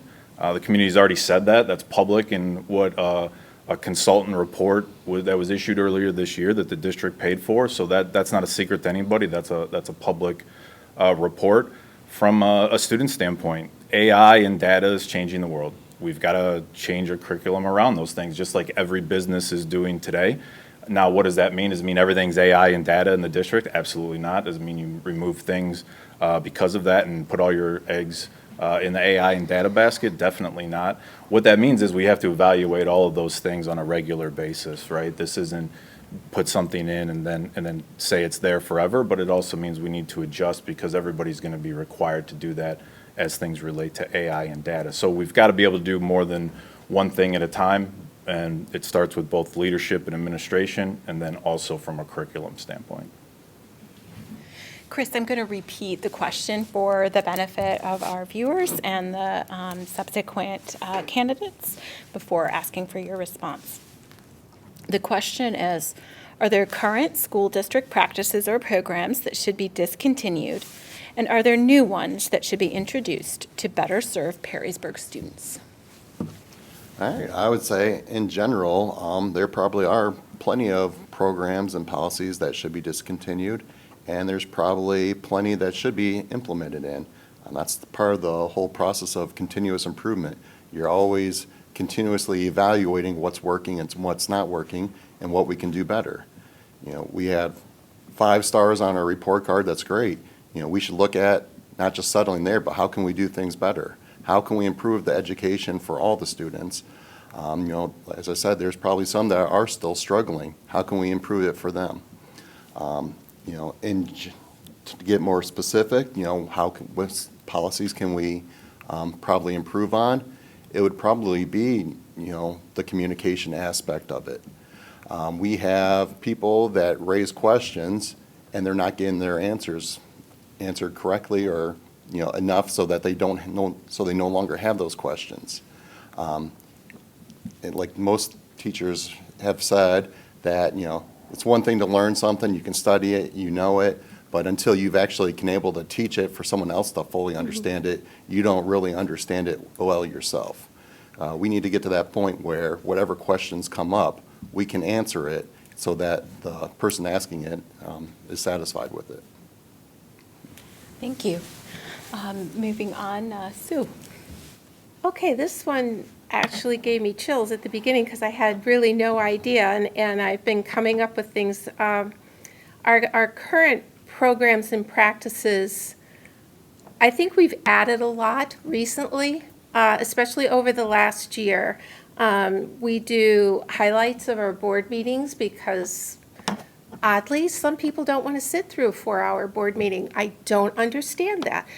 So we do a summary afterwards, and that's published out to everybody. And kudos to Eric Bennington for summarizing that last 4-hour meeting down to 1 page. We're going out and doing community dialogues. So anybody can come and meet with us and talk with us about either anything or sometimes there's specific topics. Like right now, we're talking about the levy, surprise, surprise. On our report card, we have increased our gap closing and our progress in our students. So that is showing, Chris, that we are improving.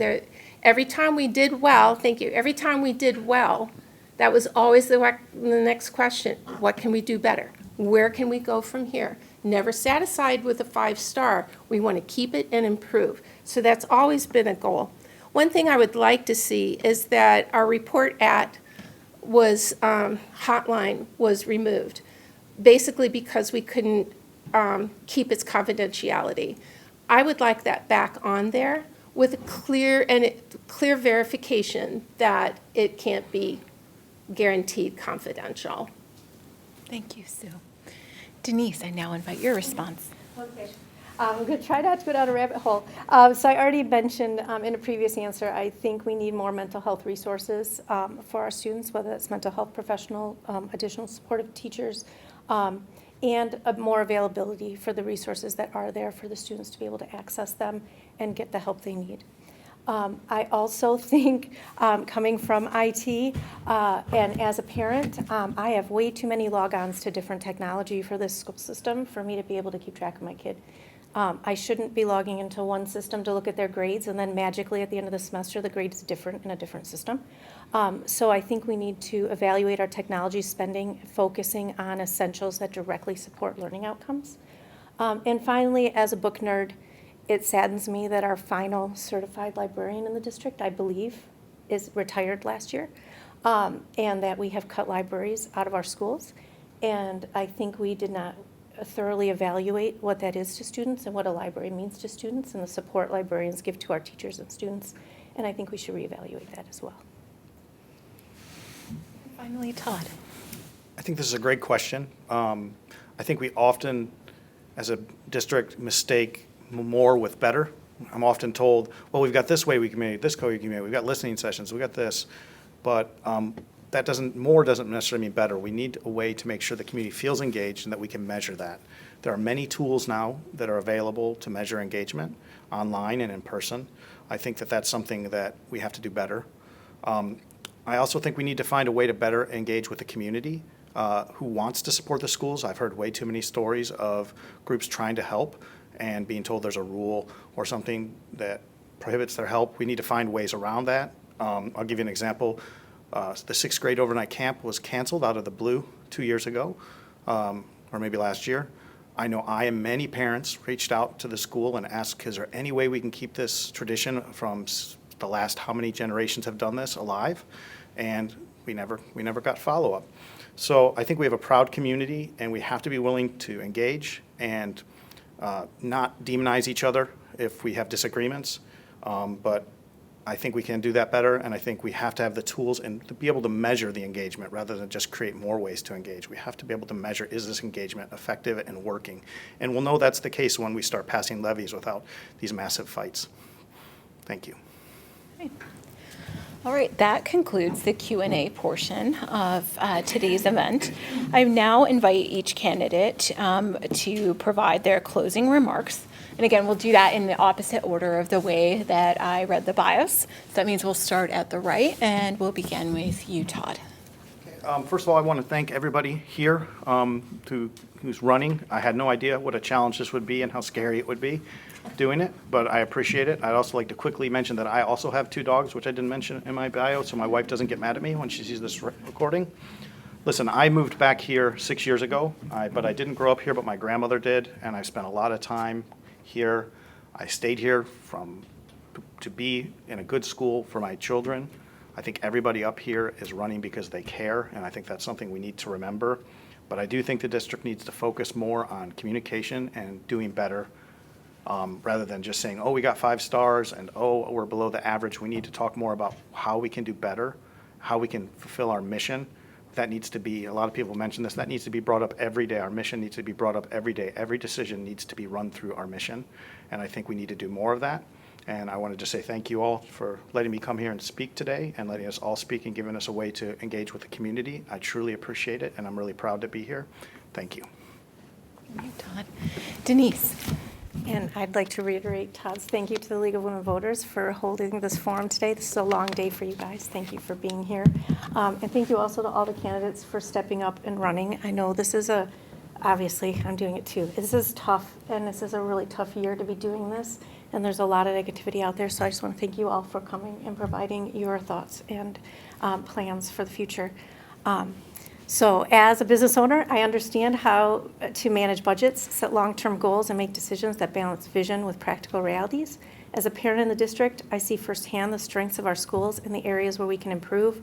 We're in a critical time for our school district, and I think it calls for new leadership, fresh perspectives, and a collaborative spirit. With that in mind, I bring a willingness to listen and learn, an openness to new ideas, and a commitment to work with fellow board members, educators, and the community to make Perrysburg stronger and better than ever. I care deeply about ensuring that every student in Perrysburg has access to excellent education, supportive teachers, and opportunities to thrive. So thank you again, League of Women Voters, for all you do every election cycle, because it's my first source always for information about the candidates on my ballot. So thank you again. Sue, your final remarks. Okay. I would like to add something that I didn't have time to finish on my last answer. We were talking about programs that we'd like to see added, and I've been an advocate for about the last 4 or 5 years to have a student and/or parent rep on our board, non-voting, of course, but I think that that would be a great way to incorporate more community engagement. And what a great learning lesson for students. I mean, it's just a great learning lesson. So that's something that I'm still kind of trying to get through. And I'd also like to see us offer classes for adults too. Whatever that looks like, that's what I would, something that I would like to see added. However, once again, our community faces some division. The last time I was here, it was COVID, and now we've got a financial problem. And it's not only here, it's all across the state. And one side says we get more than $1 billion in allocated funds for public schools in this budget. And there are 611 traditional public schools in Ohio, which would equal about 1.6 million per district. Well, think of it. Gifted back, SROs, STEAM, those could mostly be replaced if we could get that check. But the legislature has created a system of 3 types of publicly funded schools. We have public charter, and we have private charter. By my studies, all of those schools aren't included in that number of 611, so that $1 billion distributed equally, oh boy, among the common school for a thorough and efficient system, according to Article 6 in our Constitution, or do some get more than others, creating an unequal distribution? That was the whole point of the DeRolf case in the mid-90s, and it's still being argued between the 2 sides yet today. So we as a community and as a school board need to speak out more to our legislators to advocate for our students, because listening to learn is paramount, and we must do both well. Thank you. Next, Chris, I'll ask you to share your closing remarks. All right. Well, I'd like to thank the League of Women Voters, the other candidates that are up here today, and everyone that hopefully will be watching these debates here, and to see what the views on all the different candidates. Overall, the schools, they're the heart of the community, and they shape not only the success of our students, but also the strength of the neighborhood and the values of our home. I've called Perrysburg home since 2007. I've raised 6 kids through the school district. I'm a Purdue graduate with an industrial engineering degree, with over 20 years of experience of helping organizations improve their systems and reduce waste while also using resources wisely. Problem solving is what I do, and that's the kind of mindset I want to bring to the school board. The challenges the district face right now are real. Our enrollment keeps growing. We have new houses being built. Our population is going to keep going up. But all the while, our cash reserves, they're continuing to drop. We can't just look and say, we've looked under every rock and we've done all that we can. The results show clearly that, we're still struggling. The pattern of spending and, beyond our revenue and going back to the taxpayers to ask for more money isn't sustainable. My priority would be to protect the classrooms, student well-being, and, the teacher support first, while making sure that every dollar is spent, delivers the value that we need. Perrysburg deserves strong schools for our kids, smart spending for our community, and on election day, I hope you guys will support me in helping make that happen. Thank you. Moving along, Wayne. Again, as everyone else said, thank you, League of Women Voters, and a pleasure to be up here with the candidates. Really, again, like I said earlier, regardless of what happens in November, we've got a long road ahead of us in a lot of different ways as a district, and we need a board that is ready for those challenges and really to put all their energy behind the district and getting the district where it needs to be, and to help this community come together so we can reconcile some of the differences out there so that we can make it easy to pass levies and make things easier on our students and also the folks that work at the district. I don't think anybody would be eager to work anywhere where on a regular basis your employment is probably discussed on Facebook or other social media platforms. And unfortunately, that's where we become, and I don't think anybody really deserves that. It happens, but it is what it is. It's part of probably working for a school district or any public employment.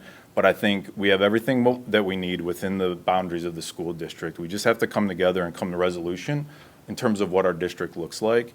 And I'm more than happy to put as much energy as I can. I graduated from Perrysburg High School, so it means a lot to me as well. And I have over 1,000 board meetings that I participated in my life. So when I would start in January and a little bit before then, as Dr. Anstamp mentioned with the superintendent search, we'll get started right away to get things going in the right direction. Thank you. Great. Nikki, if you'd share your closing remarks. So I agree. I'm thankful for the opportunity for all of us to get together. This is democracy, right? This is what we need. I read a stunning. I think the League of Women Voters actually put it out that it's like 10% of communities, of the people in the communities that vote, actually vote on school board members, and that's sad. For us, that would mean less than one parent for every student in the junior high. It's sad. It's not a good number. So I'm hopeful that, events like this get people's interest, get them to understand what we're looking for. For me, this is so important. Perrysburg has always set the standard for great schools. If you're from around here or anywhere close, I grew up in Toledo, so Perrysburg, Ottawa Hills, those were like the standards. So when we came out here, we were so excited. There's almost 30,000 people here, and you still see familiar faces everywhere you go. So it's still that very real sense of connection. Getting to volunteer in the schools has shown me just how much heart, time, and effort it takes to make these things work. And it has also shown ways that we can improve. Our teachers are held to a very high standard, and that's amazing. But we need to support them and make sure that everyone who's supporting them are also being held to the same, so that it's all the way around. Like I said, a culture where people can speak honestly about changes without fear of retaliation. I would really like to work through my background in negotiation, supply chain, efficiency, and just help make sure that we're not going to the same bucket every time when we're trying to fund these programs. And I would really like to use my communication skills to help our board meetings just become more welcoming. We want people to come to these. They need to be informative and transparent, but we need people to feel like it matters when they do show up and they say these things. I think the recent Facebook Live that Dr. Ansted did was a great start. That real-time engagement, that's a great start. I think we can do better and keep going with that. The next 4 years are critical. I'm ready. I'm one of those that jumps in with both feet, and I don't stop till it's right. So I would just be honored to help. Thank you. And finally, last but not least, Joe. Thank you. Well, I know we've said it over. I'd like to thank the league for this opportunity. I'd like to thank my fellow candidates. This is a lot, and this is definitely out of my comfort zone. That's for sure, way out. And I'd like to thank the current Washington local staff and previous Washington local staff and administrators. My boys really can't tell me their favorite teachers, and I think that speaks volumes on how well their education has been. My wife and I have been extremely proud of what my boys have done here in Perrysburg, and I'm really hoping that I can, along with my fellow board members, find a way and work with the community to help them rally around the school district, and again, do the very best we can do for our kids, our community, and our future. Thank you. Well, that concludes our program. Thank you, candidates, for participating today. Star will have our final closing remarks. Thanks, Michelle. And thank you again to our candidates for participating today. Just a reminder to our viewers to go to vote411.org for more Q&A and information about the candidates. One final note, the Perrysburg mayor race will be also on the ballot November 4th. There are two candidates for mayor, Aaron Harder and Mark Weber. Mark Weber was unable to participate due to prior commitments. This nonpartisan policy of the League of Women Voters precludes us from conducting a forum for any race when only one candidate running for the office will be present. Voters will also see the Perrysburg Municipal Judge race on the ballot in November. However, this is an uncontested race, and the league only conducts forums for contested races. That concludes the 2025 League of Women Voters Perrysburg Area's Candidate Forum. Thank you for watching.